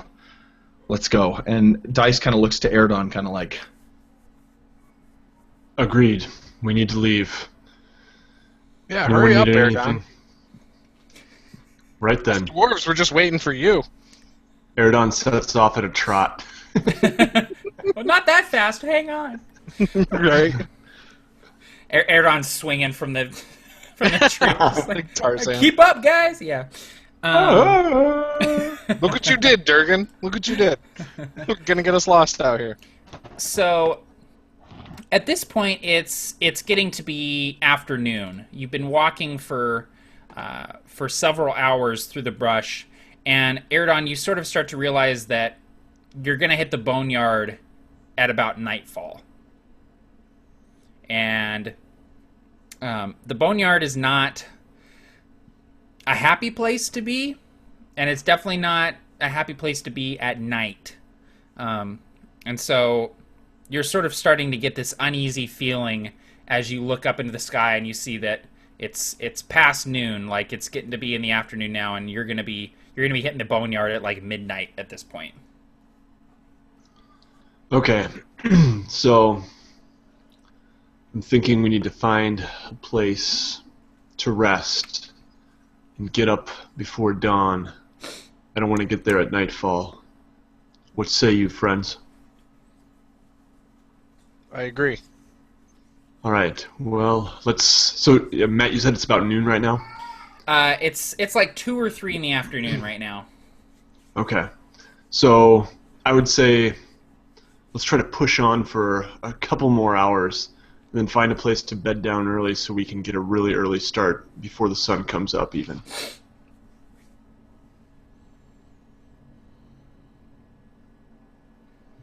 you're in charge. All right. Let's keep moving. So yeah, we push forward just a little while longer. Yeah, Okay, cool. you're the home team, Aerdon. So And I was just going to ask, is that considered a short rest or no? Are we taking a short rest or we're not? You know what? Dice would be so anxious that he might even take the lead, if only by accident. Like he would just keep going. And Aerdon, I don't know if that would frighten you, but I mean, he just wants to get this done. Yeah, I would probably, try to get the lead back from you, because I'm in a hurry too, and I would probably just subtly try to move fast, even faster. So you guys keep moving with the intention of finding a spot as night is falling to bed down, get your rest, and then get up before dawn.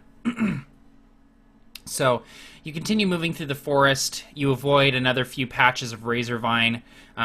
You come upon another quicksand pit and kind of come up to it. And Durgan, you're like, not this time. You guys move around the side of it. At one point, as the sun is starting to dwindle a bit, you hear a lot of movement off to your right, and for a moment, Aerdon, you're thinking it's another Mastodon. You guys get sort of defensive, but then Aerdon, you see through the trees that it's a root crawler.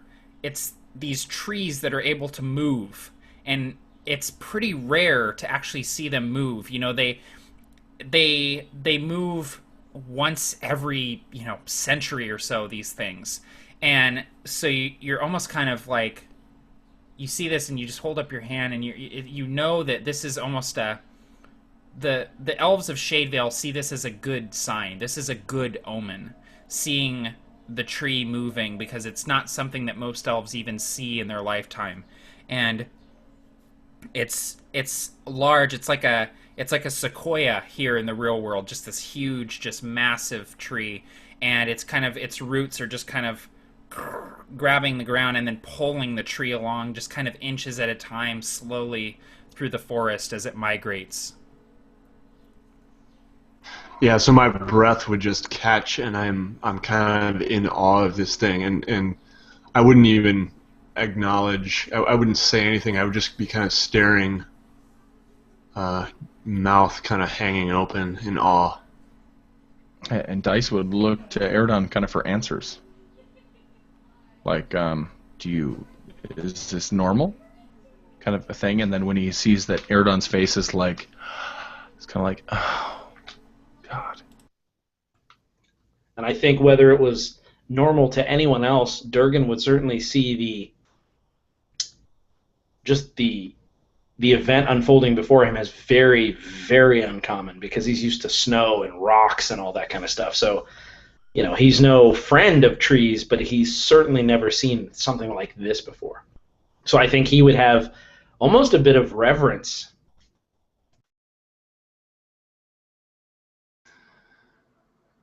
And certainly this, I would have a sense of reverence too, and just be, I would probably say something like, "By the blood of the Old One, we don't see this often. It's amazing." That is. What is it? It's a root crawler. Did I get that right, Matt? Yes, you did. Yes. Sorry if you guys can hear it screaming, a sad baby in the background, by the way. Sad baby. Yeah, so I would just be, kind of, I would almost not want to move until this thing is out of sight, but I would all of a sudden be reminded, we have an urgent mission. Oh, this is quite a sight. We need to keep moving. And I would kind of turn to them and say, look at them for the first time and draw my eyes away from the root crawler. This is a good omen. Let's keep moving. Wait. How long have we been traveling? You guys have been traveling for about 12 hours at this point. Since the Mastodon. Since the Mastodon, about 4 hours. Okay, so we would probably want to... Dice is looking around himself like he's missing something. Oh, shit.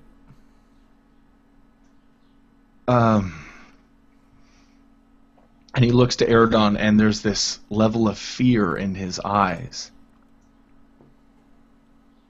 What is it, man? Speak.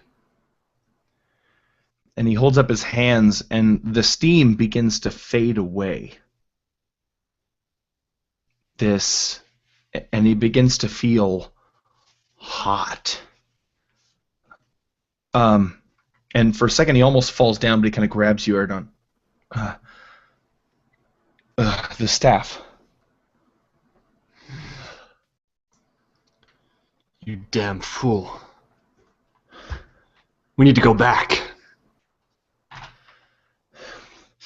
We can't go back. We have to get this done now. We'll go back later. We just have to finish this.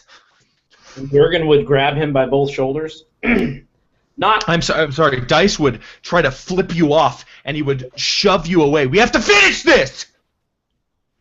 And so then Durgan would let him shove me, just the armor, and just wait. And then he would calmly look at Dice, and he'd say, we can finish it. But we're never getting that staff again unless we go right now. So if you're fine with that, we tarry. Make your choice, and we'll do whatever you think. Dice glances at Durgan and at Aerdon, and then he kind of glances in the distance a little bit, and he sees a little girl with blonde hair just kind of running through the woods, not in the direction of the staff, in the opposite direction. And he knows the hallucination by now, and she's just running, and his eyes, the gaze just leads back to Durgan as the hallucination, runs behind him. And he says, "We finish this now." So Durgan would look around for a second, just kind of look, and then there's a patch where there's some branches and things laying on the ground, and he would kind of put his foot on the tree nearest, and kind of. It's no staff, but it's a start. And he hands him the stick from the tree. Thank you, Durgan. Hi, I see you carving that dice all the time. Why don't you make some use of that? Make yourself your own staff. You're becoming quite the wizard these days. Yeah. Thank you. And he looks to Durgan, looks to Brasswick, looks back to Aerdon. Let's go. I'll do well with my new accoutrement. Aye. If we've been traveling about 4 hours since the Mastodon, this might be a good place to settle in for the night. I don't know if we want to try to get closer. Yeah, the sun is definitely starting to dip a little bit. It's gonna be nightfall here in about a half hour. Okay. Let's stop here. This is as good a place as any. And I kind of swing my pack off my back, and I give Dice kind of a pat on the back. Yep. Let's stop here.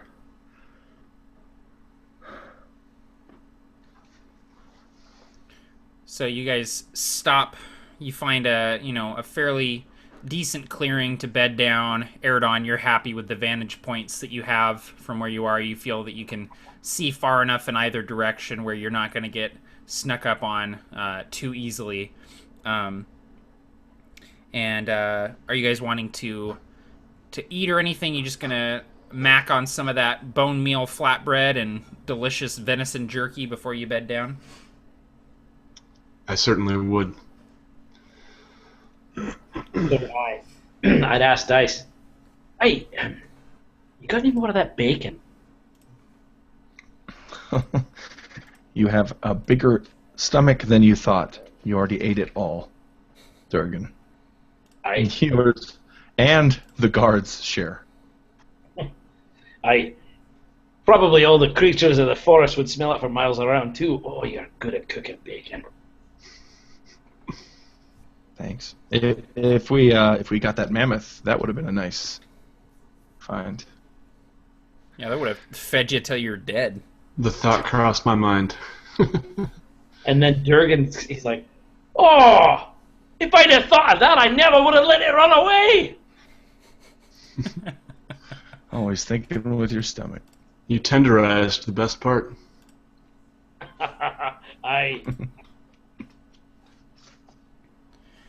All right. Dice wants to roll a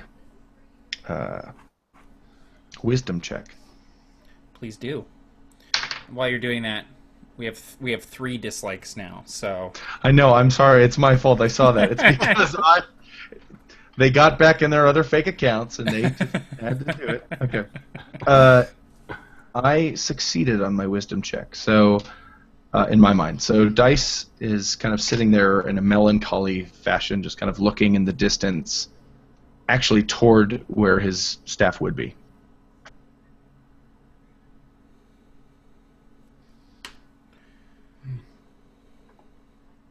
And the sun continues to dip, and pretty soon, whatever dim light is there in Shade Vale, called Shade Vale for a very good reason, it starts to dwindle, and soon enough it's dark.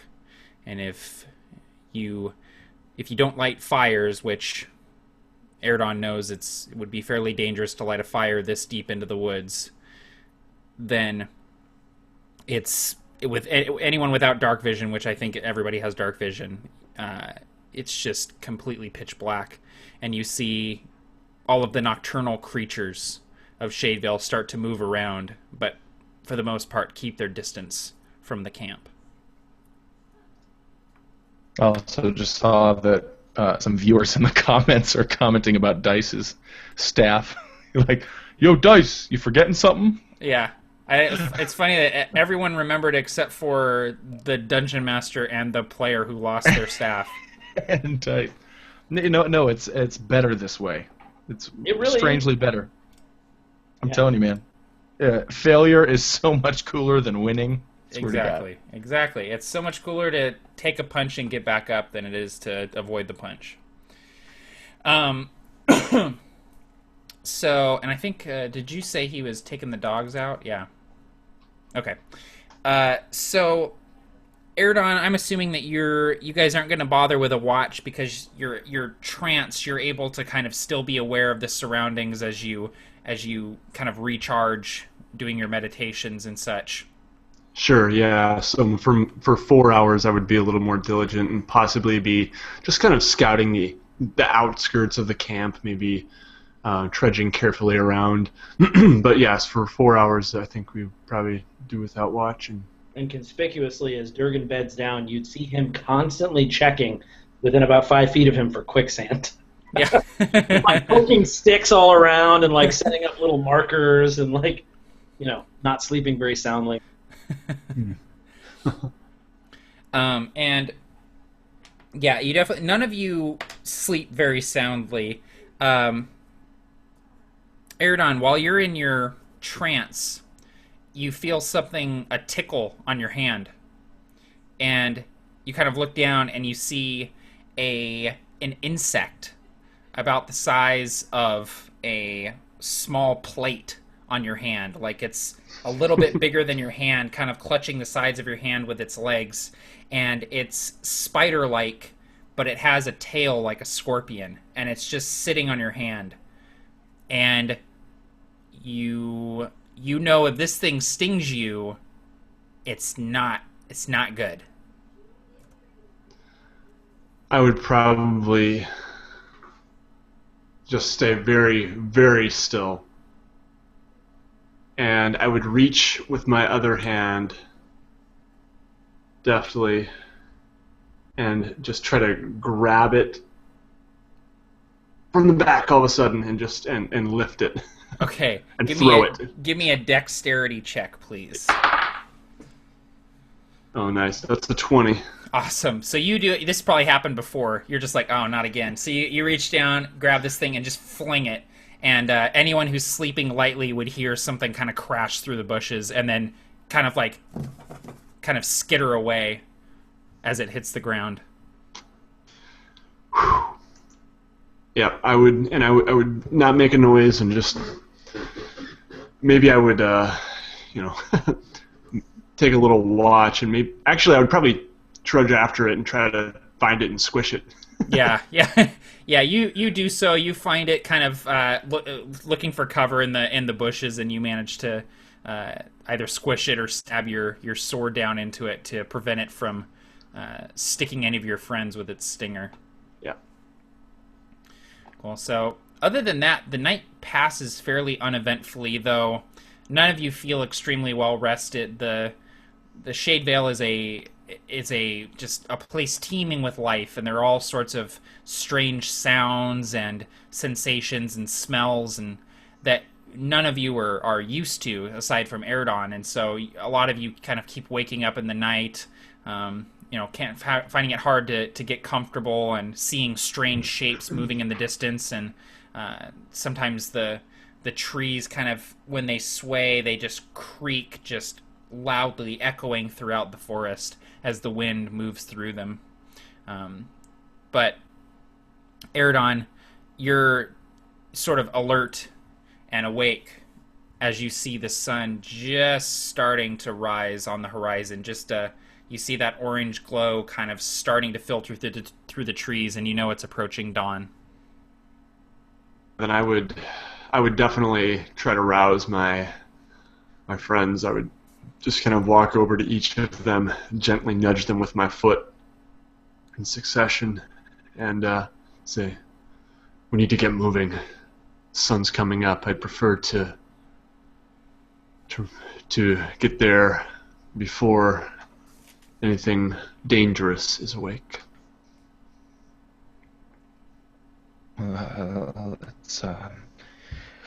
Let's go. Aerdon, something dangerous is awake. Us. I would just kind of laugh. In the back, like, it's my boy! You've proven worthy of that. So, you set off, and it's only about another hour or two to the Boneyard. The Boneyard is the resting place of many of Shade Vale's Mastodons. They come here making a great migration when they feel that their time is coming to an end, and lay down in this vast sort of valley to die, leaving their bones. And it's a place that is sacred to many of the creatures of Shade Vale, and among the orcs, it's considered a rite of passage to journey to the Boneyard and retrieve a bone without being killed or found out by the trolls, to bring back to Skull Ridge to carve a blade or make a shield or a helmet or something of that nature. The elves see it as more of a place to be avoided, having warred in the past with the trolls, and seeing it as more of a place of death rather than life. And so, as you break through the trees, you see that no trees grow here, only the great bones that rise up out of the ground. And there's a thick fog just kind of resting here in this valley and obscuring your vision, but you can see the skeletal shapes looming in the dim light of early morning, these arching rib cages and curving tusks and skulls with hollows where their eyes should be. And it's eerily silent.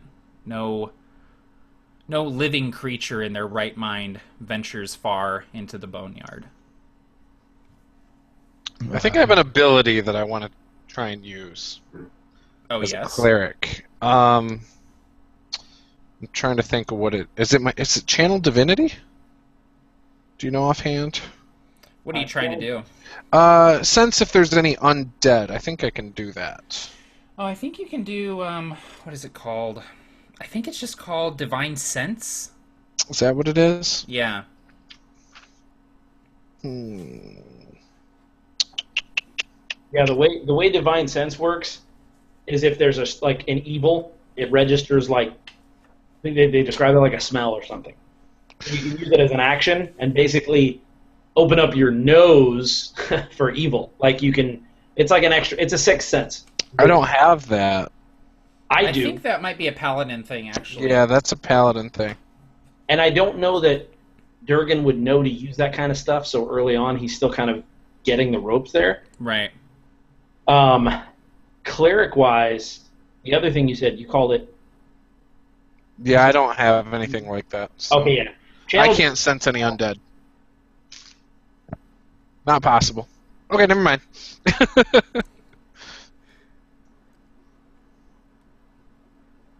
But I do have a feeling of being very on edge. I'm not comfortable around all these bones. Yeah, it definitely it gives you the feeling of a disturbed kind of graveyard. Brasswick, it's the energy here is just a little off. The hair on the back of your neck is definitely kind of standing on end. I want to get close to Aerdon and just whisper to him and ask him what goes on here exactly. It's where, well, as you can see, big things come to die. And it happens to be the home of some trolls. Trolls? That's right. Big trolls? Trolls. Oh man, I don't like this. I think that I think Durgan would kind of be creepily like I'm trying to think how to say it, like superstitiously afraid of trolls. Like not like afraid that they're gonna kill him, but just like heebie-jeebie, like you know, just thinking that like he's heard all these weird old wives' tales about how they can turn you into a cat and all this weird stuff. So he would definitely be like, oh, don't like trolls. Me either, Durgan. I don't want to be turned into a cat. Oh, you've heard too. Let's stay close. I'm making an awful cat. Me too. I'm not very swift of foot. Where Now to keep now, your- Aerdon? Keep your Or two. weapons at the ready, but don't be too quick to use them. We need to act friendly. Friendly to them? I'm following your lead. We have a mission here, and our mission is not to simply kill everything we see. Or to get turned into cats.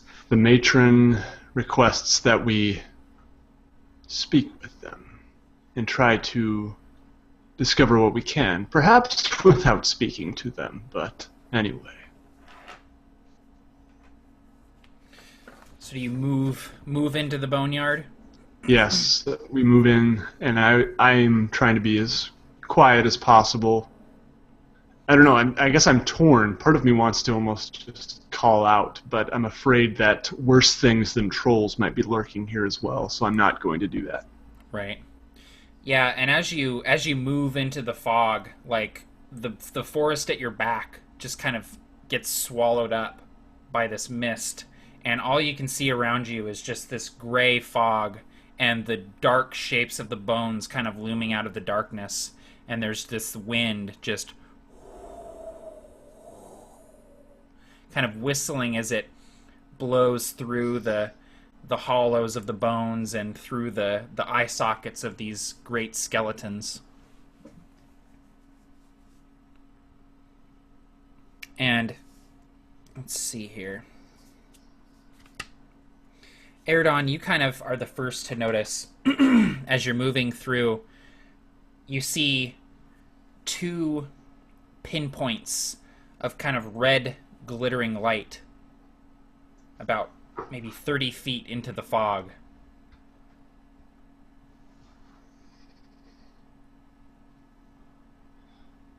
I see something up ahead. Let's practice that friendliness here, just in case. I'll stand in the back. Yeah, I guess I would just kind of wait almost to see if the fog clears enough for me to catch a glimpse. Yeah. And as you're standing there, Brasswick, you kind of see what he's talking about, these red pinpoints of light, and you're kind of looking around and you see two green pinpoints of light on the other side of you. Like there's two things, one on either side of the party. I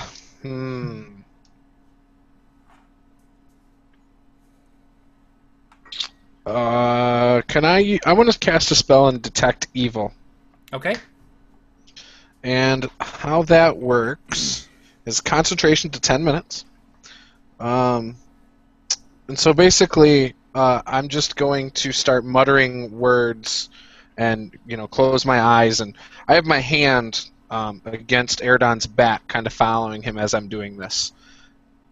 And anything within 30 feet of me that has been magically consecrated or desecrated, I will know about. So any elemental, celestial, aberration, fey, fiend, or undead. Are you able to distinguish between those things when you use this? I don't believe so. Okay. Well, you definitely... it just says I will know if there is one of them within 30 feet of me. Okay. As well as where it's located. Okay, so yeah, you where the two glowing pinpoints of green light are, you sense a strange kind of vile energy that hurts your head a little bit, and you sense something similar with the red pinpoints of light. You sense something behind you, and you turn and you see another set of green pinpoints of light. And again, another set. There are 4 all around you. And they all have a similar aura that kind of tickles at your brain and makes you feel uneasy. And they're moving closer. Guys, there's 4, and they're closing in on us. For what? I don't know. Let's form a circle and defend ourselves.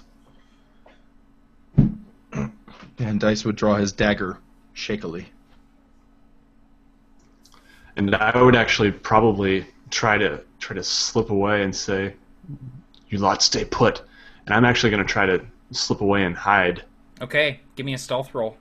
I'm going to use advantage to re-roll that. Okay. Or inspiration, rather. Worse. Alright, so I got stealth. An 8. An 8. So you move to hide in one of the rib cages of these mastodons, Aerdon, and as you do, you're kind of moving along, you're focused on these pinpoints of light, and you step on a bone, and it echoes through the boneyard. And you immediately, Brasswick, you sense that these auras are moving quickly now. They're moving in. They're running towards you. And all of you at this point can hear feet just kind of padding through the bones towards you, almost in a charging fashion. And they're coming from all directions.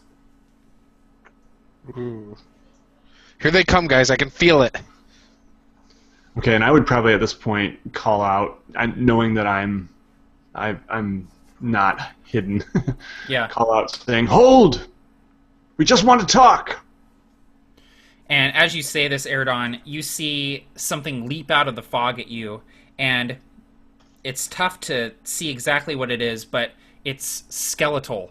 And as it lunges out, you see that it's a 4-legged skeletal beast, and its head is very similar to the shield that you have on your forearm right now.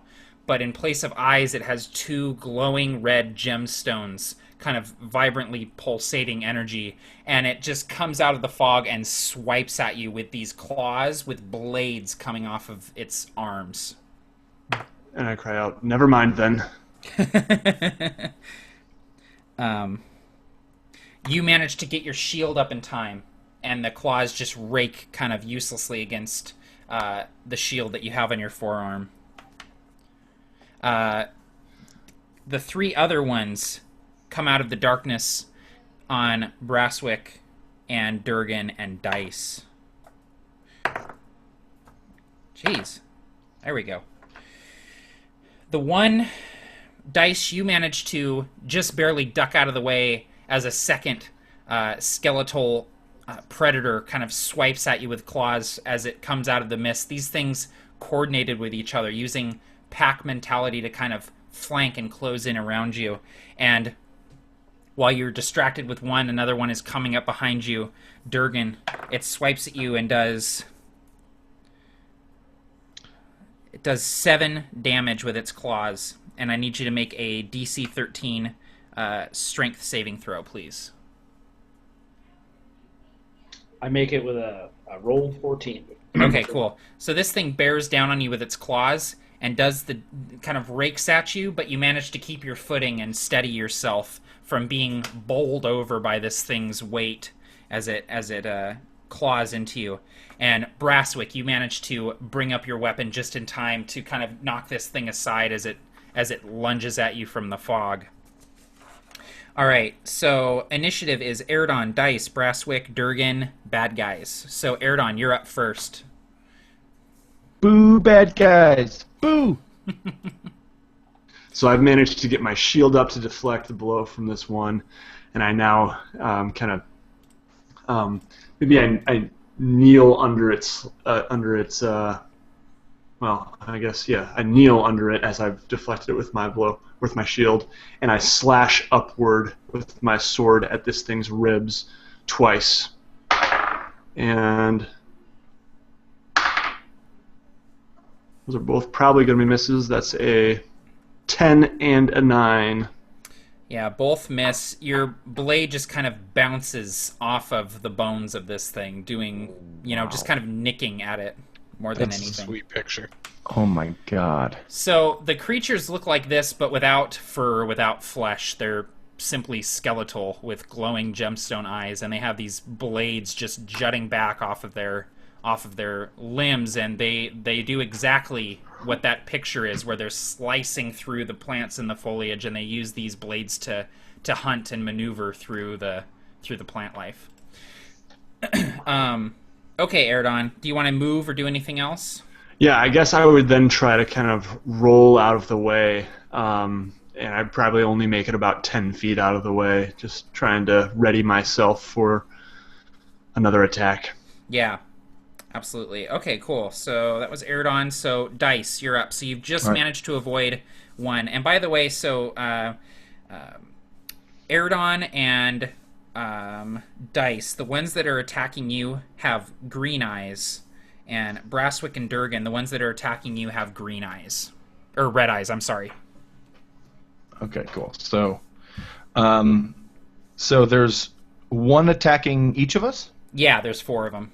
Okay, great. So the one attacking me, I kind of dodge out of the way, and I pick up this kind of bark-covered, messy limb of a tree that Durgan had given to me, and I'm going to smash it over the skull or the neck of this massive skeletal cat. Okay. I'm going to go ahead and assume that's a strength check? If you're swinging at it with the stick, we would just treat it like a quarterstaff. Okay. So it'll be your usual roll with your staff, so it'd be your strength, your strength plus your proficiency bonus. Cool. Great. That would be... Oh, okay, actually 9, 10. Yeah, that'd be 13. 13 is a hit. Oh, great. And I've never actually used my staff for a melee combat, so is that a D6? Or D4? I'm actually looking it up right now, and I believe the staff is a versatile weapon, which means when you use it with both hands, it does 1d8 plus your strength. I will use it with both hands, because I'm like Babe Ruth over here. Yeah. Swing away, Meryl.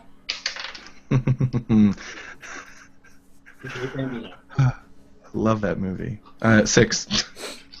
6? Chug your beers. So, you swing at this thing pretty hard, Dice, and you catch it, but you do more damage than you were expecting. The blunt end of your staff as you plow into this thing just cracks the ribs and turns them into powder. And this thing it doesn't make a sound. These things are kind of, you wish they would make sound. Like, they're not growling, they're not roaring, or they're not making any hissing noises. They're completely silent except for the dry rattle of their bones as they're moving. And you just crack into this thing with your staff, and you get hit in the face with a puff of powdered bone. And this thing kind of hits the ground, rolls, and comes back up in a crouched defensive position. Beautiful. Not expecting you to do that much damage to it. And so the powder's kind of filling the air a little bit, kind of like a... So there's kind of like a... moving this kind of new mist within the mist, around, kind of trying to nudge it away from myself as I try to get into another stance, and I hold this barked limb of a tree at this creature. Awesome. All right, you want to move or do anything else, Dice? I'd like to do a lot of things, but I don't have my staff, so I'm just going to stand there with the barked limb of a tree shaking all over my body. Okay. All right, Brasswick, you've got a skeletal saber cat with red eyes bearing down on you. What would you like to do? So I'm going to quit focus... Well, no, I'm just going to clutch my holy symbol, and I'm going to channel divinity to turn undead.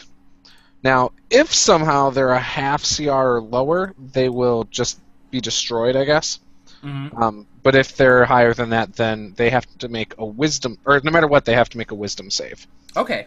So, if they fail the wisdom save, then they're either dead or they flee. And what is the range on the turn undead? 30 feet. 30 feet. But okay. it's or anything that can hear me. Now, if I'm saying my prayer into my megaphone, yeah, hopefully that makes it go a little further. Yeah. And they have to beat a 15. 15 on a wisdom saving throw. Mm-hmm. Okie dokie.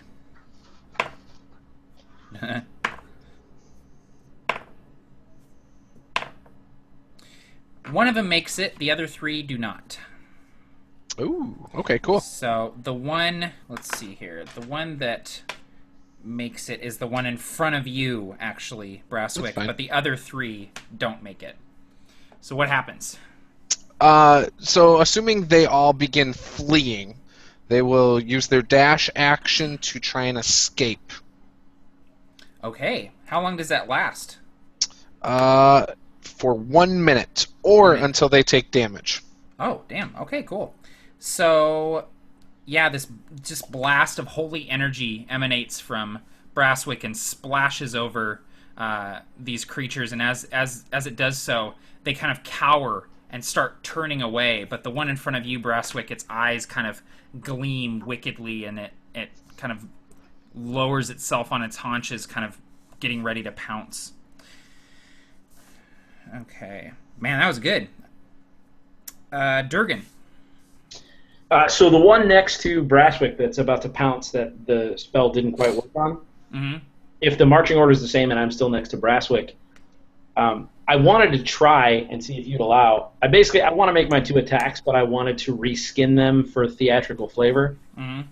So if the hammer works in such a way where when I miss the enemy, it returns to me, what I wanted to do was basically, since I'm right in front of it or near it enough, miss on purpose. Like, literally, like, throw it at the thing, but miss by, this much.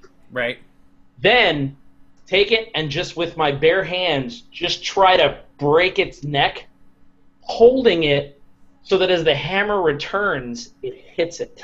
Oh, shit. That's awesome. Okay, so what I'll have you do is I'll have you make the hammer toss at disadvantage since you are trying to intentionally miss it. So go ahead and make your attack roll. And if I guess if you hit it, you failed, but if you miss, you succeeded. Right, got it. Perfect. Either way is fine by me. So yeah, let's go ahead and do. Okay, I'm gonna use luck on that because. Well, wait. If I miss, I succeeded. Yeah, you want to miss, dude. Okay. Yeah. I rolled an unmodified 2. Okay, perfect. So I think we're good. Yeah, I think you'll be taking that roll, absolutely. So you huck this hammer and you successfully miss the skeletal saber cat. The storm's reach goes whistling end over end, crackling with electricity over this thing's head. And now you can go ahead and make a strength check to attempt to grapple this thing and move it into the path of the returning storm's reach. Perfect. Okay, so that would be a... You know what? Before I call it, I'm actually going to use my inspiration because it was low enough where I think I just might miss, and I want this to be awesome. Okay. Yes! Nat 20. Awesome. Yes. Yeah, this thing rolled a modified 12, so you... I would have just missed if I would have kept the first roll. Oh, perfect. Okay, so go ahead and describe that, Tim, you grappling this thing. So I think that the silence that you were describing, that almost negative sound, would be met with the crunch, just the kinetic energy of these gauntleted hands grabbing what bone, what skeletal neck bones were there, and just digging into this thing, so that as much as possible I want my finger and thumb just to connect on each hand as I grab into this thing's neck and just tense every muscle in my body, holding it, waiting for Storm's Reach to just come whistling back to my hand. Awesome. Okay, great. And it will do so on your next turn here. So That's awesome. Go ahead and give yourself a point of inspiration for that, Tim. That was thanks, man. A really cool idea. I like it. Okay, so that was Durgan. Now it's these things' turn. So the only one that's left is, well, they're all going to dash away. And so Aerdon and Dice, you guys are going to get opportunity attacks against these things as they basically, well, literally turn tail and run. So we'll go with Aerdon first, his opportunity attack, and then Dice. Would I be able to yell "Don't hit" real quick before they do it? Don't do it! Yeah, you totally can. You can totally tell them not to hit. Yeah, I'm going to tell them, don't hit them! Okay, yeah, my sword didn't seem to do much good last time anyway, so I would probably just kind of hunker down defensively behind my shield still, wary, wondering why this thing's fleeing, and allow it to dash away. Okay. What about you, Dice? Dice would say... Dice would be kind of surprised at first that it's running away, and then kind of be like, yeah, that's right. That's what I thought. I don't blame you. Yeah. All right, Durgan, the saber cat that you have clutched in your gauntleted hands is going to attempt to bite at you with these just dagger-like teeth in its mouth. Oh, shit. So this thing twists its head, and it just, like dust, kind of plumes up as it sort of almost like snaps its neck as it turns its skull towards you. And these red eyes, Durgan, just burn as they look at you, and you see the dagger-like teeth sink into your wrist and stick out the other side as this thing just clamps down on your wrist, doing 19 piercing damage. I critted. Dang.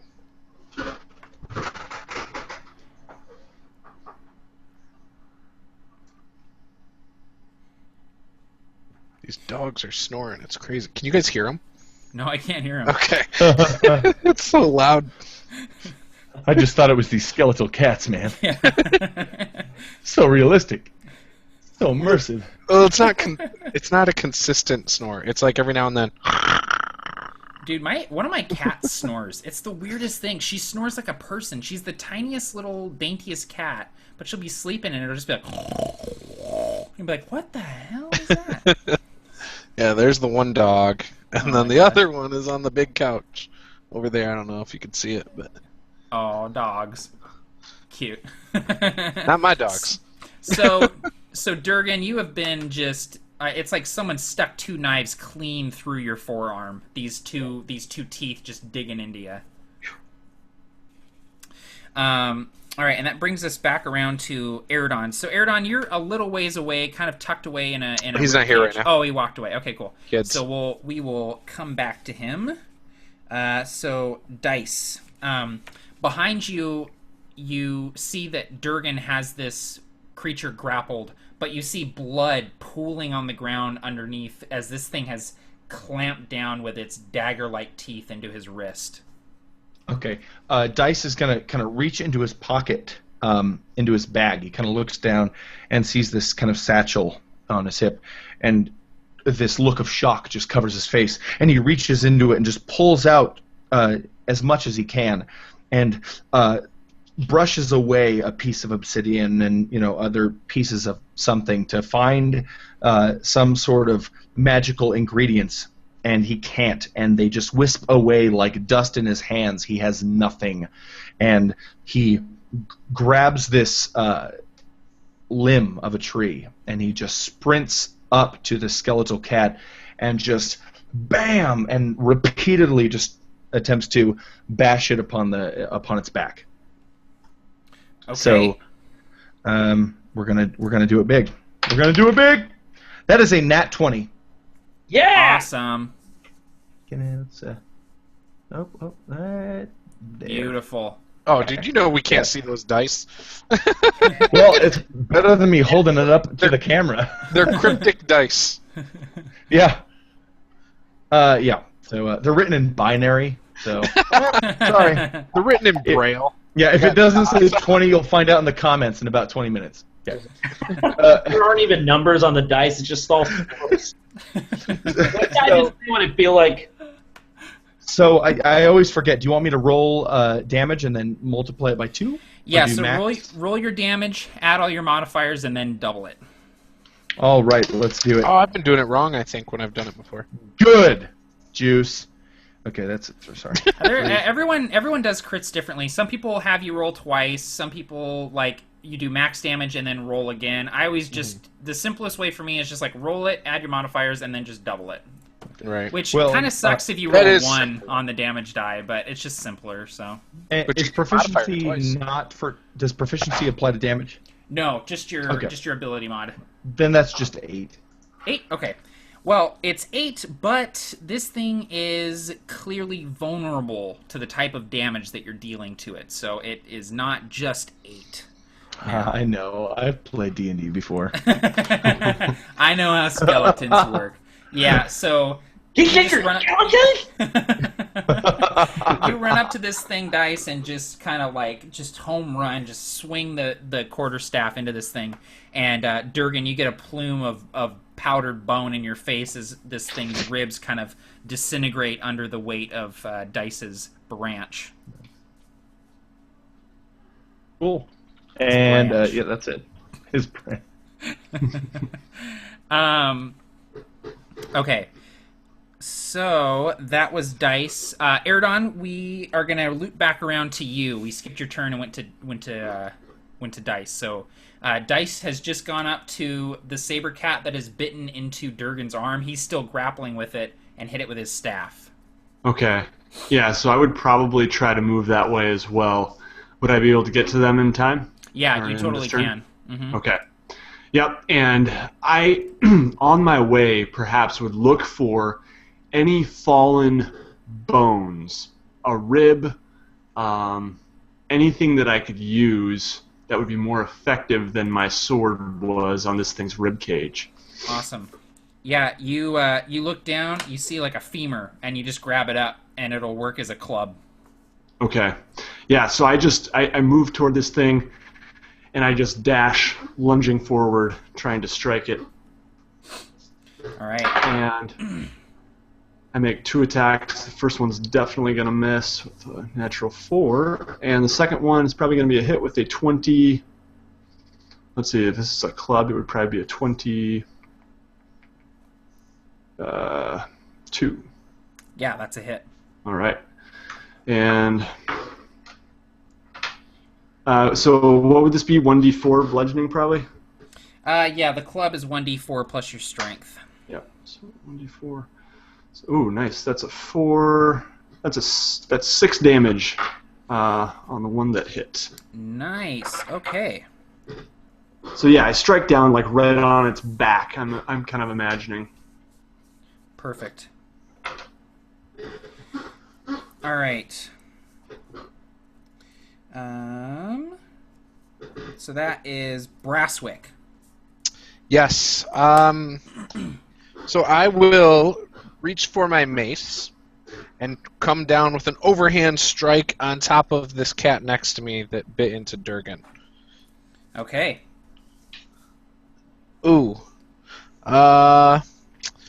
Yeah, probably not going to do it. 10? Not quite enough, no. This So thing I kind of whiff. shuffles out of the way with Durgan in tow as you swing down on it. So I'll just cower behind my shield then. Okay, so Durgan, it's your turn. I realize I looked at the stats for Storm's Reach. We should have had you try to, well, the hammer should have come back on your turn because you use a reaction on your turn to catch it. But for now we'll have it just come back now. And so what I want you to do is you've got this thing. You could easily just kind of position it in the way of the hammer. You don't even have to roll anything because the hammer's coming back to you anyway, and all you have to do is use a reaction to catch it. So you just don't catch it. You just let it fly at you. Yep. And so what I want you to do is just roll the damage for Storm's Reach. Awesome. Oh, that's a bummer. Just a one. Well, let's see. Oh, plus, let's see here. Another one. Wow. All right. Well, it's gonna actually only be 5 points of damage, which is a bummer. But the way I imagine it happening is, as you're saying, as it just kind of flies back, I think as I brace this thing, I kind of just squeeze as hard as I can just to push it into there, and the knives of its teeth just go further in, and you just see this just delicious spurt of blood as this thing just takes the brunt of it right in its back. Yeah, and actually 5 points of damage, bludgeoning damage, Yes. which is doubled against this thing, is enough to kill it. And so, Yeah! as you're holding it, this thing just explodes in this plume of bone-white dust, and as you kind of shake your head clear and get the dust out of your eyes, you see that there's just a saber cat skull just hanging from your wrist with its teeth there and the spinal cord hanging down, and the rest of it is just obliterated. That's awesome, dude. Yes. And the rest have run away, thanks to Brasswick's well-timed, what's it called? Turn Undead. Yeah. And Dice kind of falls backward, kind of like as the shockwave of the explosion happens. He just kind of falls backward just a couple feet and is currently laying on his side, on his back. Excuse me, just breathing heavily, like.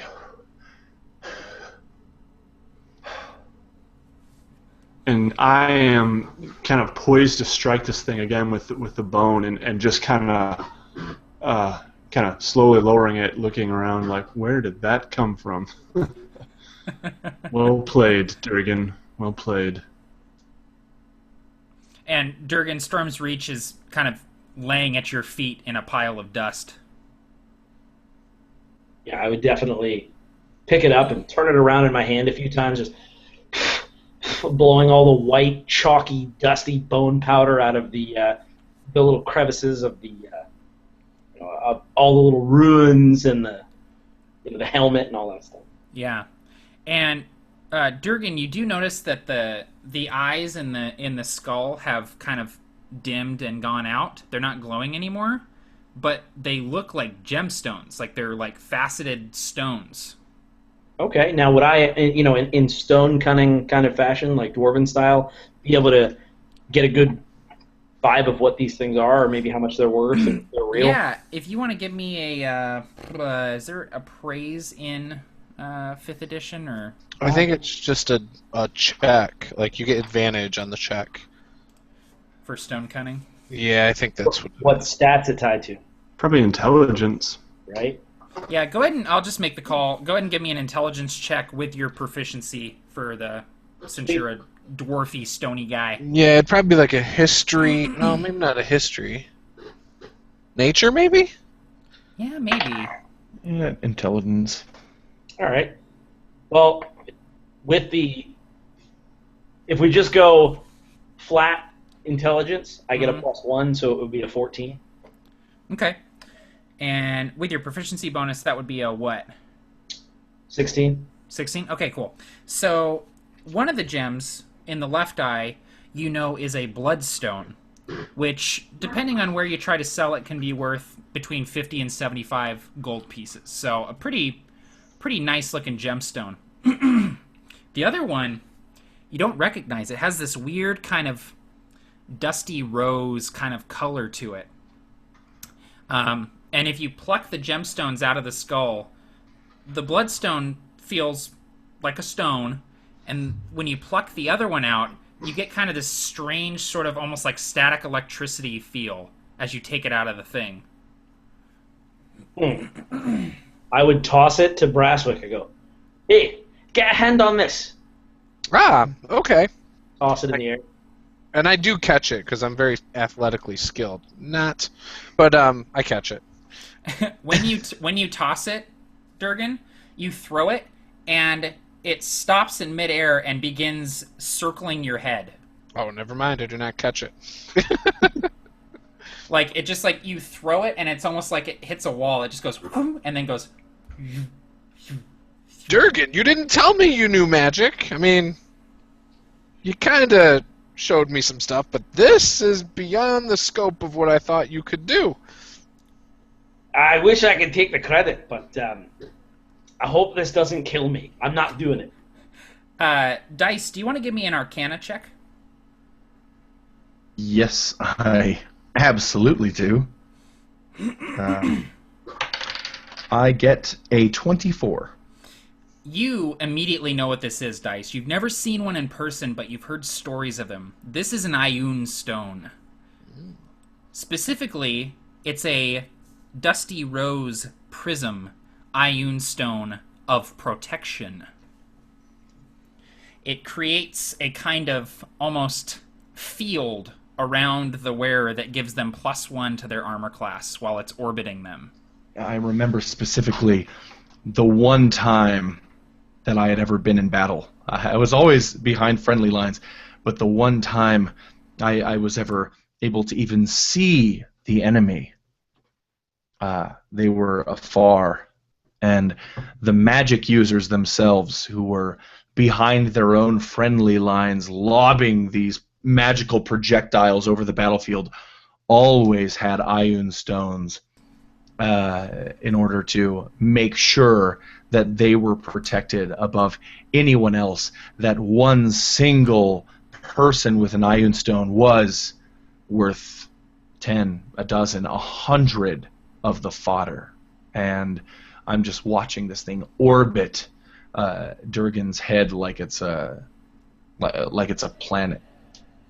Yeah, and you also remember, Dice's story of probably the greatest wizard in Aeronaut's history, Algrim Emberhand, who was said to have had, depending on which story you listen to, 6 or a dozen Ioun stones orbiting him at one time. Do I know if I can grab it? I would probably know that. Yeah, it's easy enough to grab it if you're close enough to him, and if he allows you to grab it, it's almost sort of a willing someone to take it type thing. But you can take it in your hand, and then if you let it go, it will begin orbiting you. What I would do is I would walk over and attempt to hold it to Durgan and explain what it was, and then kind of place it back. So as it's rotating around me, I would think, and I would probably miss it the first time, just kind of like, and then I would kind of, its center of gravity and the center of gravity of my hand would probably sort of connect, and I would grab it, and then I would just kind of look at Dice and look at it, and I'd kind of toss it above his head, so that it kind of, and like started circulating around Dice's head, and Yeah. I'd say something along the lines of, I think you could probably appreciate something like this more than I can. And then I'd knock on my own helmet. This Dwarven Iron does me just fine. It seems a little more like your speed. And Dice, up to this point, has been shaking, shivering as if he's been cold. And now that this thing is orbiting him, not in any sort of clean pattern, but in like different ellipses, just almost erratically orbiting his head, he kind of stops for a moment, and he realizes the magnitude of the full circle that those that he used to wish that he could be, those people on the other side of the battlefield, behind their own lines, that he's got something to share with them, and he looks at you and says, "Are you sure?" And Durgan would reply, he'd go, "Actually, I've changed my mind." And he grabs the stone from above your head, and then he grabs the branch, and he puts the stone near the very tip of the branch, and you see it sort of slowly circulate around the branch, as though it is merged with that more than it's merged with you. And he says, "I don't know if that'll hold, but I think it's pretty nice for a new staff." I'm looking at my staff. How much work might it take to get that to stick there, Matt? So, I think that's a pretty bitchin' idea, and I like the idea of a staff with an Ioun stone just kind of like orbiting really close around the top of the staff. And so I will give it some thought before the next session and tell you how you can make that stick, Dice. It'll take some finagling, but we'll make it work. Awesome. Because that's totally bitchin'. So for now, I would probably it would like try, and then it would kind of fall, and Dice would catch it. He would understand. He would look at Durgan. He would understand, and a smile would cross his face, and he would say, "Thank you, Durgan." Aye, it's my pleasure. Thank you. So, Dice, that Ioun stone, while it is orbiting you, will give you a +1 to your armor class. I have so many notes on my character sheet, I don't even know where to put it. So. Second page. Oh, that's full too. Trust me, I'll scan it. I'll send it to you. All right, Autographed on the website. Autograph Yes. Yeah, autograph. Oh yeah, if you mail your actual sheet to me, that would be cool. With your autograph.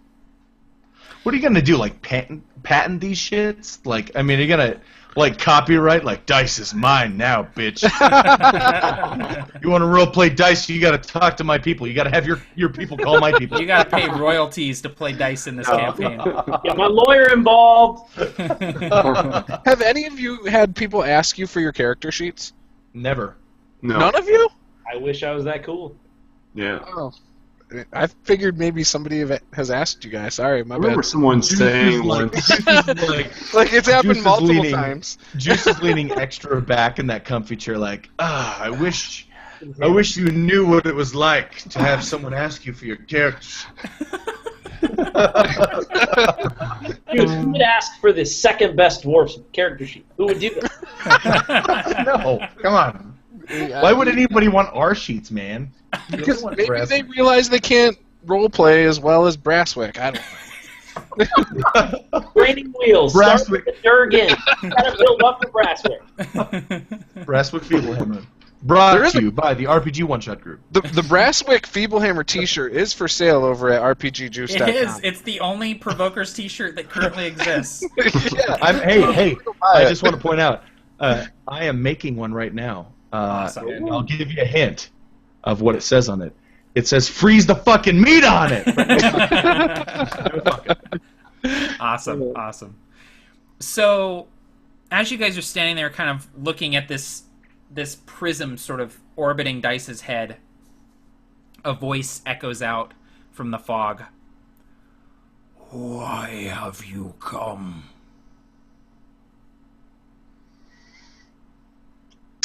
I am very unsettled by this voice, and I look around to make sure everybody's extremely close to me. And I would call out, I guess, "We've come to talk. Who goes there?" There's a beat, and then, "I have smelled this blood before. You are the blood of Theris Sheroshent. He has walked these paths before." I am indeed. What know you of he? I know that he came to us several years ago. And as the voice is speaking, like, at first it seemed to be coming from, like, everywhere. But now this shape moves out of the fog. And it's kind of halfway between a creature and a tree. It looks like a plant, almost. And it comes hobbling out of the fog with a staff made of bone etched with runes. And it has these two small glowing green eyes and this big jaw that is opening up, and the voice is emanating from this jaw, and it says, Theros sought what cannot be sought. He sought an end to death. But death comes to all things. What are you talking about? and the thing almost gets like a smile on its face. And it says, Come, we will speak of matters in more comfortable environs. Come you in peace or in war? Come you as Theros Seroshent did, or come you as the orcs have come? We come only for information, and I sheathe my sword, and I step forward. A balance must be struck. If you seek information, you must have something to give me in return. Come, I will lead you to my home. We shall speak there. You bested my guardians, and so you must be capable warriors. However, I must warn you, should you draw steel in my domain, I will not hesitate to call down the full extent of my power in order to remain the guardian of the Boneyard. We understand. And I look around them. I say to them, sheath your weapons. We understand. Dice will kind of put his the tree limb to the ground, and as if it's like a walking stick. this creature, by the way, he's probably a little bit taller than you, Aerdon. So he's not gigantic, but he's like hulking. Like he's about 3 times as wide as you are and a little bit taller. So he's definitely got some girth to him. Yeah. He kind of shifts his shoulders, and these plates of bone that he's wearing on his body kind of clank together, and he turns and he begins walking on these stout legs into the fog, leaning his weight on the bone staff that he carries. And he says, Come, come, be not afraid. I intend no ill will to those who wish me none. And Let's Durgan go. quietly, like in the back, he's doing like some old schoolyard hoodoo, where he's like going like, and he like throws some dirt over his shoulder. You know, he's like, he probably mutters something like, "Thunderclap, lightning lick. Wish I wasn't Stone Rift." Like some crisscross applesauce, like trying to, do some hoodoo to not get turned into a cat. awesome. It seems to be effective, Durgan. You don't turn into a cat. Yeah, so we follow. The troll leads you further into the boneyard and then takes you to a particularly large skeleton of a mastodon, probably about twice the size of the one that you guys fought yesterday. And this thing is kind of laid with leather flaps all around it, kind of creating this rudimentary tent. And the troll shoves aside one of these flaps and goes inside the rib cage of the mastodon.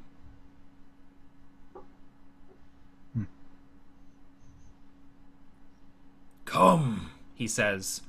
Come inside. Dice would take the lead. Honestly, he would just follow. Exceptionally speedy and anxious. And I would absolutely allow that and just kind of look around with some trepidation, but move forward as well and follow Dice. And I'd push Durgan behind Aerdon, and I would go last. I'm a little apprehensive. I too would be like fighting him for pushing, like to see who goes in, and then kind of, fine. I'm just kind of like. Brasswick says, if you turn into a cat first, I promise I'll take care of you. Yes, I will bring you your kibble. The hut of the troll is smoky inside. There's a fire burning in the center of this kind of makeshift room built inside the rib cage of this great mastodon. And there are vials and sacks hanging from the walls, smelling of strange herbs and exotic spices. There's a pot hanging over the fire with boiling water inside of it. The troll moves to a short stool made out of bone and wood, and he sits himself down upon it, and the sound is like a tree creaking in the wind. It's like a branch snapping underfoot as he settles his great weight on this stool, lays his staff across his lap, and then looks at all of you and says, I am Abzan Shar Azur. I am one of the last of my kind. And what is your kind? They are oftentimes called trolls, but we go by many names. Tree folk, forest wardens. We have been here for eons. We saw the last of the primordials fall. We saw the rise, the defeat, and the eventual return of the dragons. We saw the Khazrin Empire, a tribe of barbarians, and then a great kingdom burning under dragon fire. We have seen all, and now we fade from the world, as thousands have before us.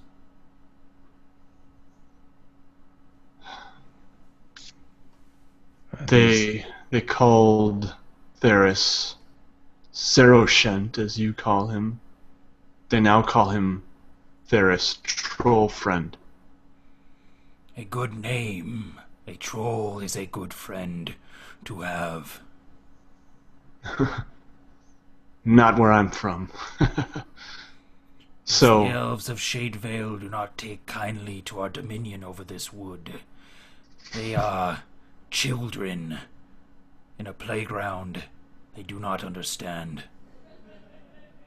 I go up behind Aerdon and I whisper and I say, "Be nice to the guy."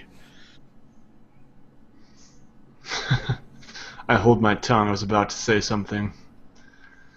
And I say, so tell me, what did my father want with you?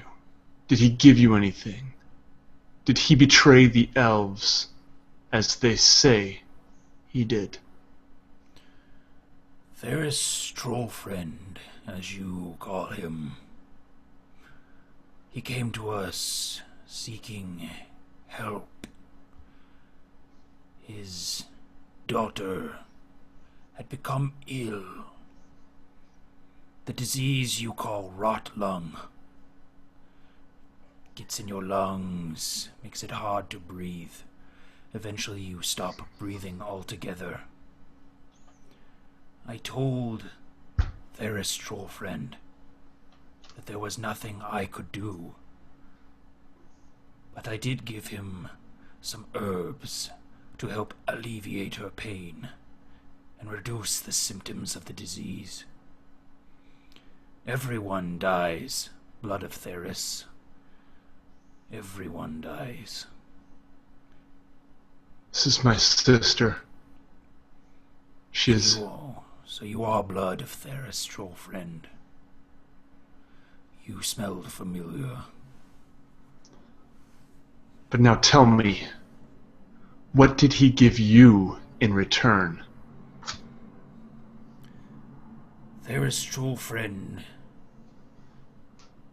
gave us information of Watcher patrols so that we might avoid them in our comings and goings. At this news, my fists clench, and I'm shaking. And if there's anything nearby, perhaps a bone or something, I would probably smack it with my fist and say, I knew it! He's a traitor. If a traitor is one who wishes to avoid war, then a traitor he is.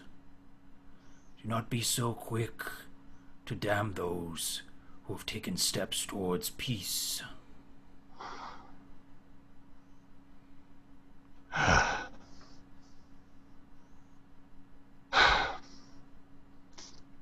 will think on these things, but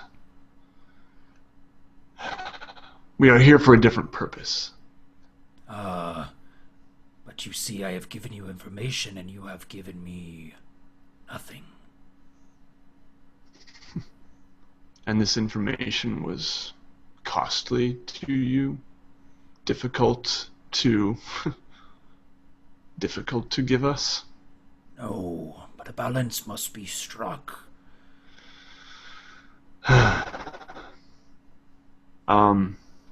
Matt, out of character, what, Matron Elmira Stone, what is her name? Marrowblade. Marrowblade, there you go. Yeah. She had suspected that the orcs got this weapon from the trolls, is that? Yeah, she was thinking that this weapon was being guarded by the trolls, and that's where the orcs got it from, and was hoping that maybe the trolls would know something about the blade. Okay. Well, I would probably say, alright, a balance must be struck. Let me consult with my friends here. And before you finish the sentence, what of this magical dagger? And Dice holds it up. So long as you reveal just a small amount more information. He looks to Aerdon and kind of winks. You give me the dagger, and I give you answers to the questions you seek. Just one answer. And his eyes kind of narrow, not in anger, but in curiosity, almost as if he wasn't expecting this, and he says, And what if you do not like the answers? Well, I wouldn't be. We wouldn't be paying you for our satisfaction. We would be paying you for the answer. He rises from his stool, his joints creaking, and he takes a few steps forward, leaning on the staff, and he holds out one large four-fingered hand that has the texture of a vine, and he reaches out for the dagger. And I kind of hold it away from him slightly. The answer, is it a deal? Do we have a deal? We have a deal. Now, Dice would look at Aerdon as if like, you got one question, bro. Go nuts.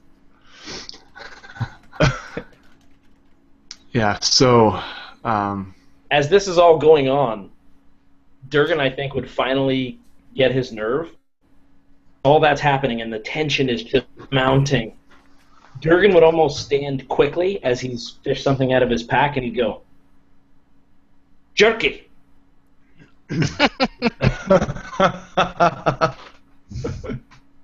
And then he would say, "It seems very dry here. Like you'd have to go far for a good meal.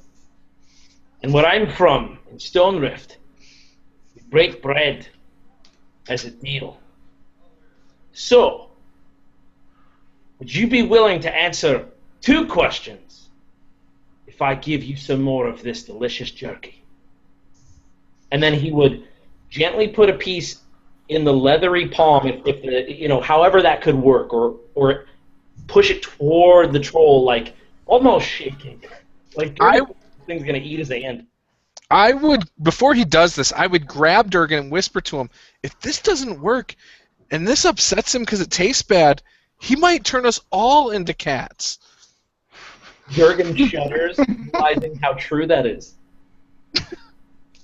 Dice's eyes are just as wide as dinner plates right now, because he at first thought Durgan was going to say something like, "Hey, what do you eat?" or something like that, and he's like, no, Aerdon's question, not yours.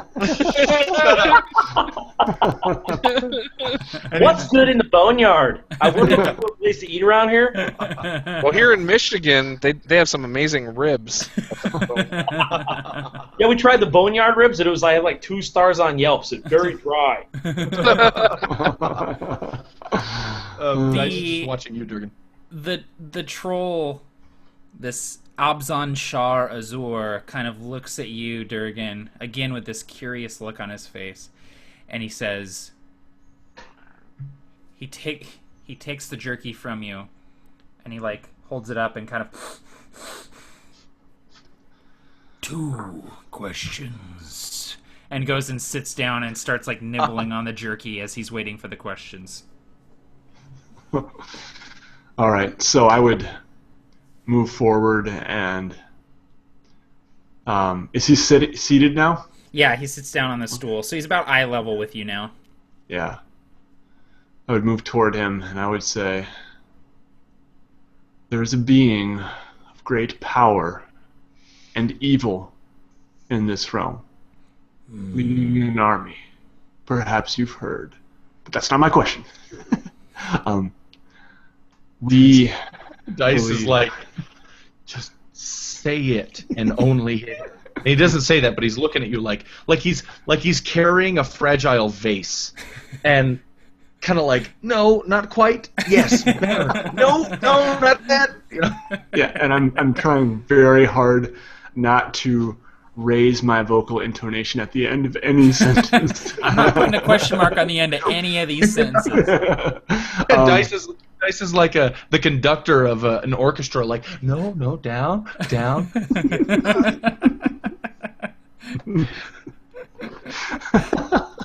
Okay, sorry.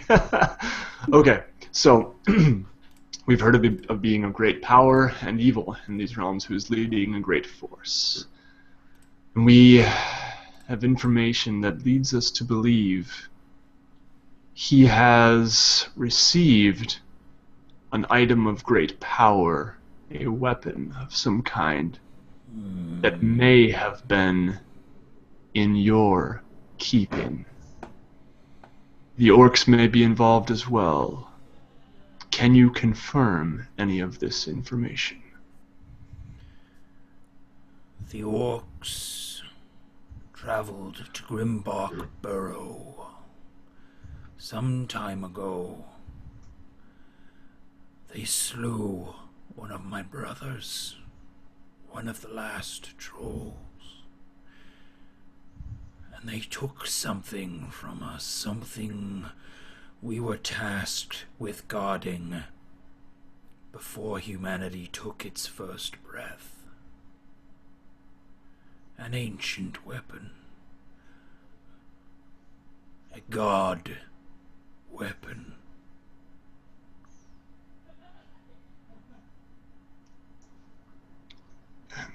Can you tell us anything else about the weapon? These things I cannot tell you, but... And as you kind of get a look of disappointment on his face, he holds up one finger and he says, I can show you if if you have a mind for it.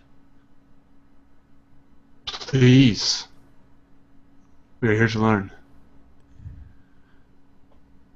You may see things you do not want to see.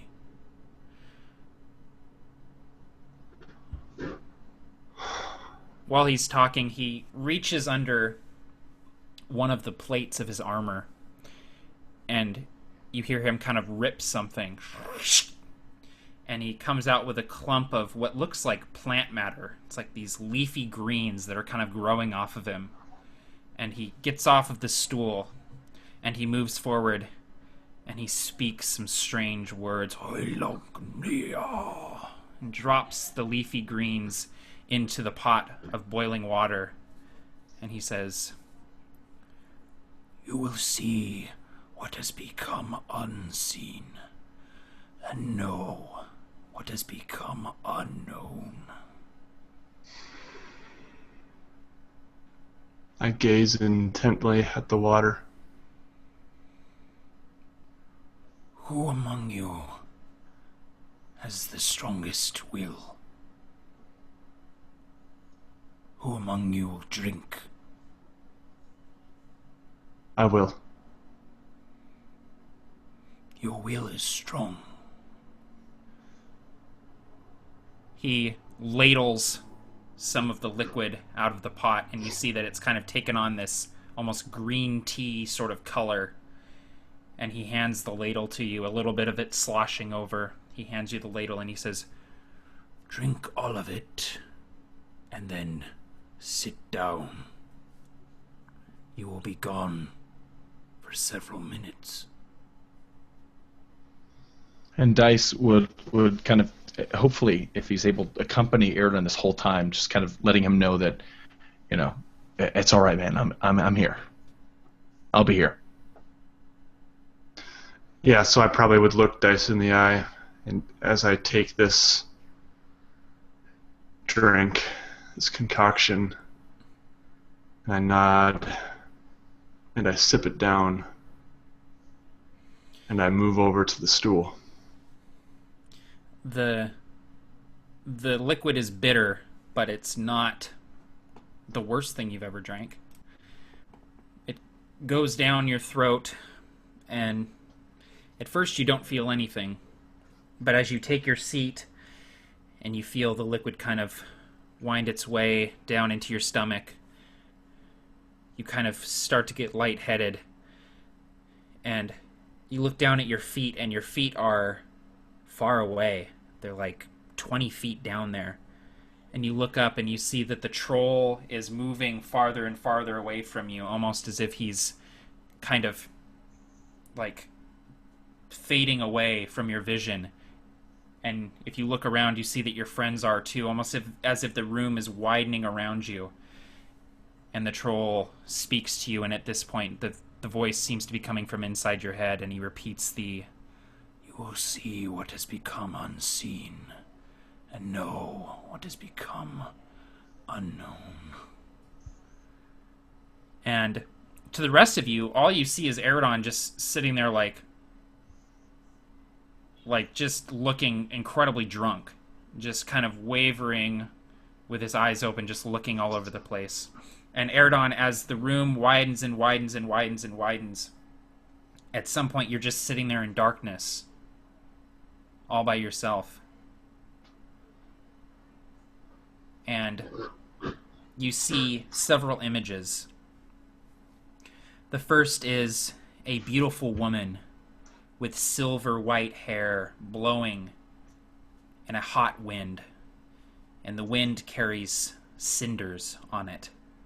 Her eyes are pure black, no whites in them.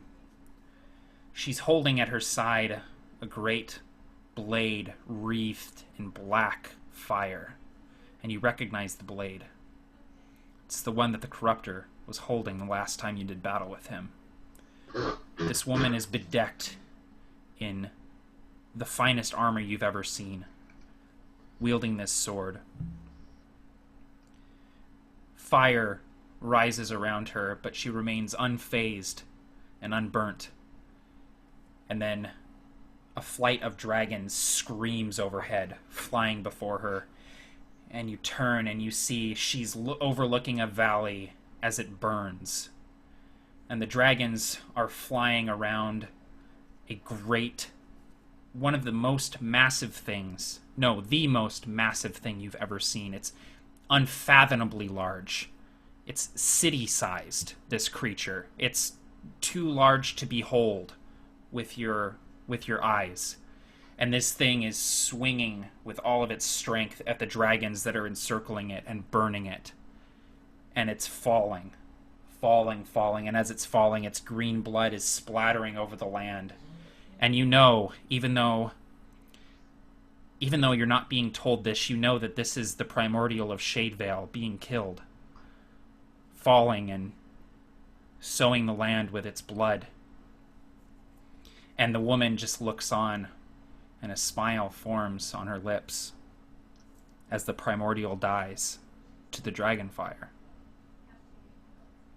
The next image you see, Aerdon, as this woman smiles, her face becomes stone-like, and you realize that it's a statue, a worn statue, maybe hundreds, maybe thousands of years old, its features vague and worn down with time, and it's at the center of a dark room, dimly lit with candles. A massive man in armor kneels before the statue, and he's praying. He's rocking back and forth, his armor creaking as he does so. He's asking for guidance. He's asking for help. He's asking for power. A voice sounds from behind you, Aerdon. It says, Arendelle, I'm begging you. Don't do this. The armored man turns, and you see it's the Corruptor.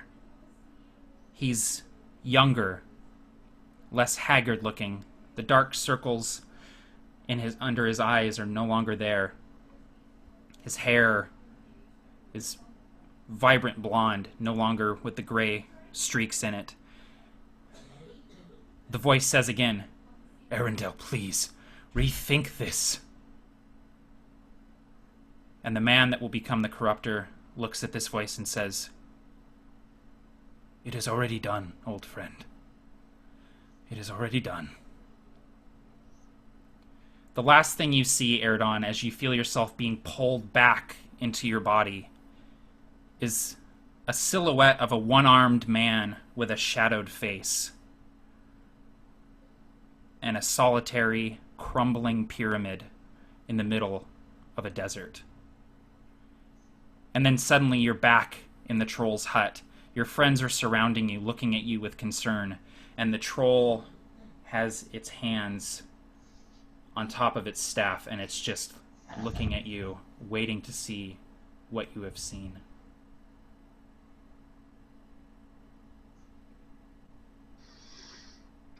I kind of imagine that I'm taking deep breaths as I've kind of been relaxed into this trance, and with each breath I take now, I'm seeing more and more of my actual surroundings reappear, and I kind of shake my head and I rub my face, and I put my head down actually in my hands.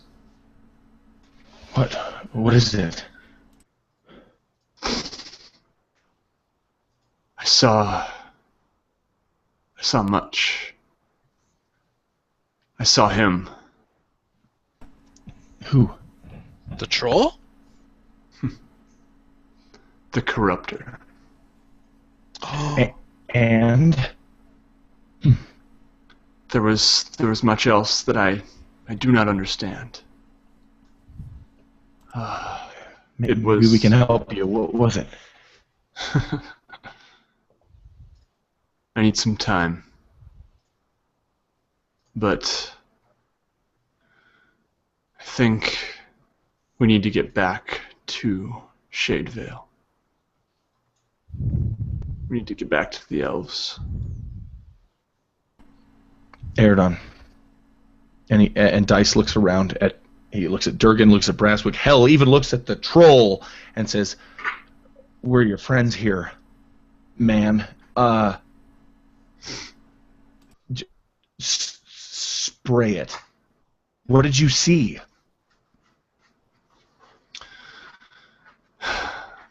I'll tell you on the road.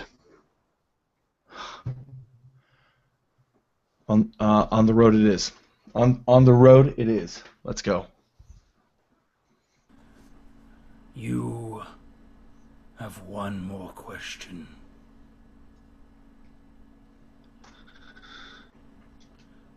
A balance must be struck, and I already ate the jerky. I gotta mute myself. That is the T-shirt that I want. The balance Let's be struck. and I already ate the jerky. So Durgan would look at Aerdon very seriously, and then he would kind of just look at him as like, "Hey, go with me on this one." Then he would look at Dice, and he would say, and then he'd look back at Aerdon, "His daughter. Can we ask about his daughter? Does it work that way?"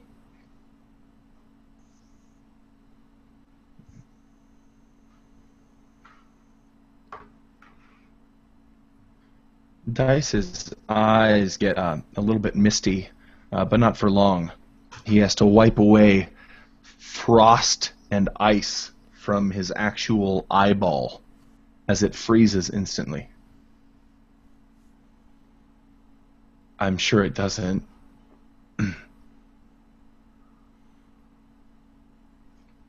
I'm sure there are other more important questions.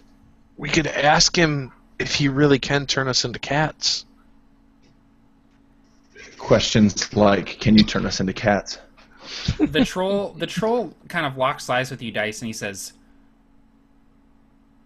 The questions do not receive answers from me. They receive answers from the world. We trolls have been here since the beginning. We are a part of this world. My father used to tell me that some places in the world show you not what is really there, but instead what you need to see. Is that what you are? Is that what this is? Does that make it any less real?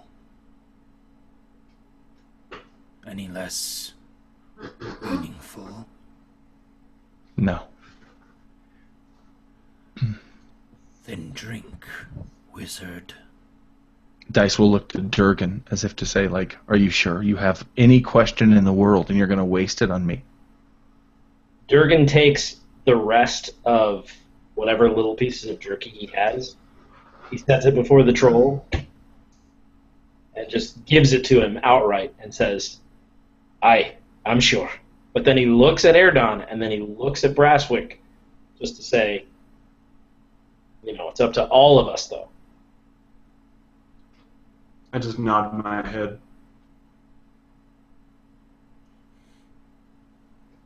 I shrug, like, yeah, that's cool with me. Go for it.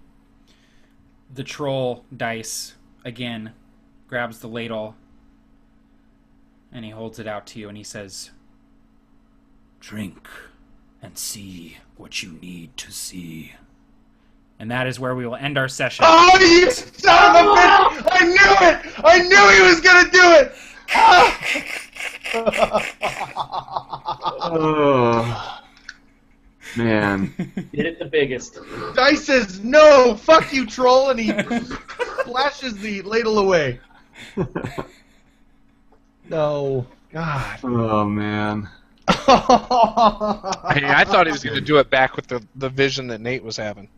No, no. Yeah, I did too, actually. Oh I gotta keep you guys on your toes, man. He's like, no freebies, boys. I can still feel it in my loins, guys.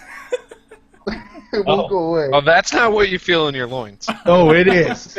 Oh, it is. My priorities are in order. Yeah, I didn't tell you how this troll weed tea is gonna affect that, but Called It ain't the good. Vitrity. Now, when you said, "Who among you has the strongest will?" I almost said, "I don't know. Let me look at my character sheet." actually, Will was a 3.5 thing Oh, yeah. troll, so we're playing 5th edition. So Sorry, can you keep it to core stats? I mean, Don't be like a Actually- Constitution save. I actually thought about it for a moment, and I was like, no, that'd be Aerdon. yeah, same. All of us are pretty fucking ridiculous, but not Aerdon. Right. That's what I was thinking. That was a really fun session, guys. Thank you so much. You guys were very creative, fun problem solving during the encounters. That was great. Yeah, it was a Wow, lot that of was super fun. Yeah, it was cool. Super fun. So yeah, we're gonna be playing again next month, guys. Thank you everyone for tuning in. I think we got about 95, I think, at the peak tonight. 95 viewers, which is awesome. Yeah. Yeah. Considering half the country probably had it at 90 degrees and could have been out at the beach or something. Yeah, seriously. And Game of Thrones is on. Thrones. I mean, we're competing with Game of Thrones and stuff like that. We're so. kicking GOT's ass. Yeah, man. I doubt it. I doubt 95 people watch Game of Thrones. Yeah. That's what I I'm doubt saying. it. I doubt it. And Why would what they do watch we it say? when they look at memes on the internet. And what do we say to Game of Thrones? Not today. So I'm gonna throw it over to these guys here to do their sign-offs and do any last-minute plugs they want to do, and then we'll go ahead and sign off. So we'll go ahead and start left to right. Barker. My name is Barker. Beabettergamemaster.com. This was an excellent session, Matt. Thank you. Thank you. I have I'm gonna go post a blog tonight. Maybe play some Heroes of the Storm. Woo! So yeah, check out the beabettergamemaster.com sometime tonight in the next couple of hours. And thank you again. This was an excellent session. Awesome. All right, Nate. Yeah, my name is Nate, and you can find me at WASD20 on YouTube and WASD20.net. And had a great time. Thank you all. Awesome. All right, Juicy. I'm Juice from Tabletop Gaming with Juice. I had to say that just like my videos. And, you can find me everywhere. But more importantly, go check out my website, rpgjuice.com. I'm sure these guys don't have a problem with it, but if they do, they don't have to. I'm going to see if they'll give me their character sheets in PDF form, and I will throw it up on my site for download if they're interested. Yeah, I'll give I'll you my do it. character sheet, Juice. I don't have an issue with that. All right. The Corruptor. Corruptor game. Yeah, I'll Yeah, I'll give us you the corruptor sheet. dude. That's seriously what Or maybe key NPCs, like Jenny Green's character last time or whatever. I don't know. Yeah, we could totally do that. Absolutely. Cool. So, All right. Timmy, lead us home, Okay. buddy. Yeah, man. Well, thanks again for watching. This was so much fun, and loved all the comments tonight. Yeah, good comments tonight. But yeah, I am half of Tabletop Terrors. You can go see us at tabletopterrors.com, which, as I've said before, tomorrow sometime you will see our first Pay What You Want PDF up there. It's going to be, the video is going to be about why your races might be boring in your campaign, and then the PDF is going to be a couple of really interesting looks on tieflings. And so, Awesome. in that, hey Tim, why don't you explain what a Pay What You Want is exactly? Sure. So Pay What You Want is, if you want it for free, you can have it for free. But if you want to support us, you can literally pay anything you want. Like $1,000. $1,000 would be great. That's like Yeah, 10 what? Mountain Readies. Seriously, I was just gonna say. Juice, drop the microphone and shut down your camera. You did it the biggest.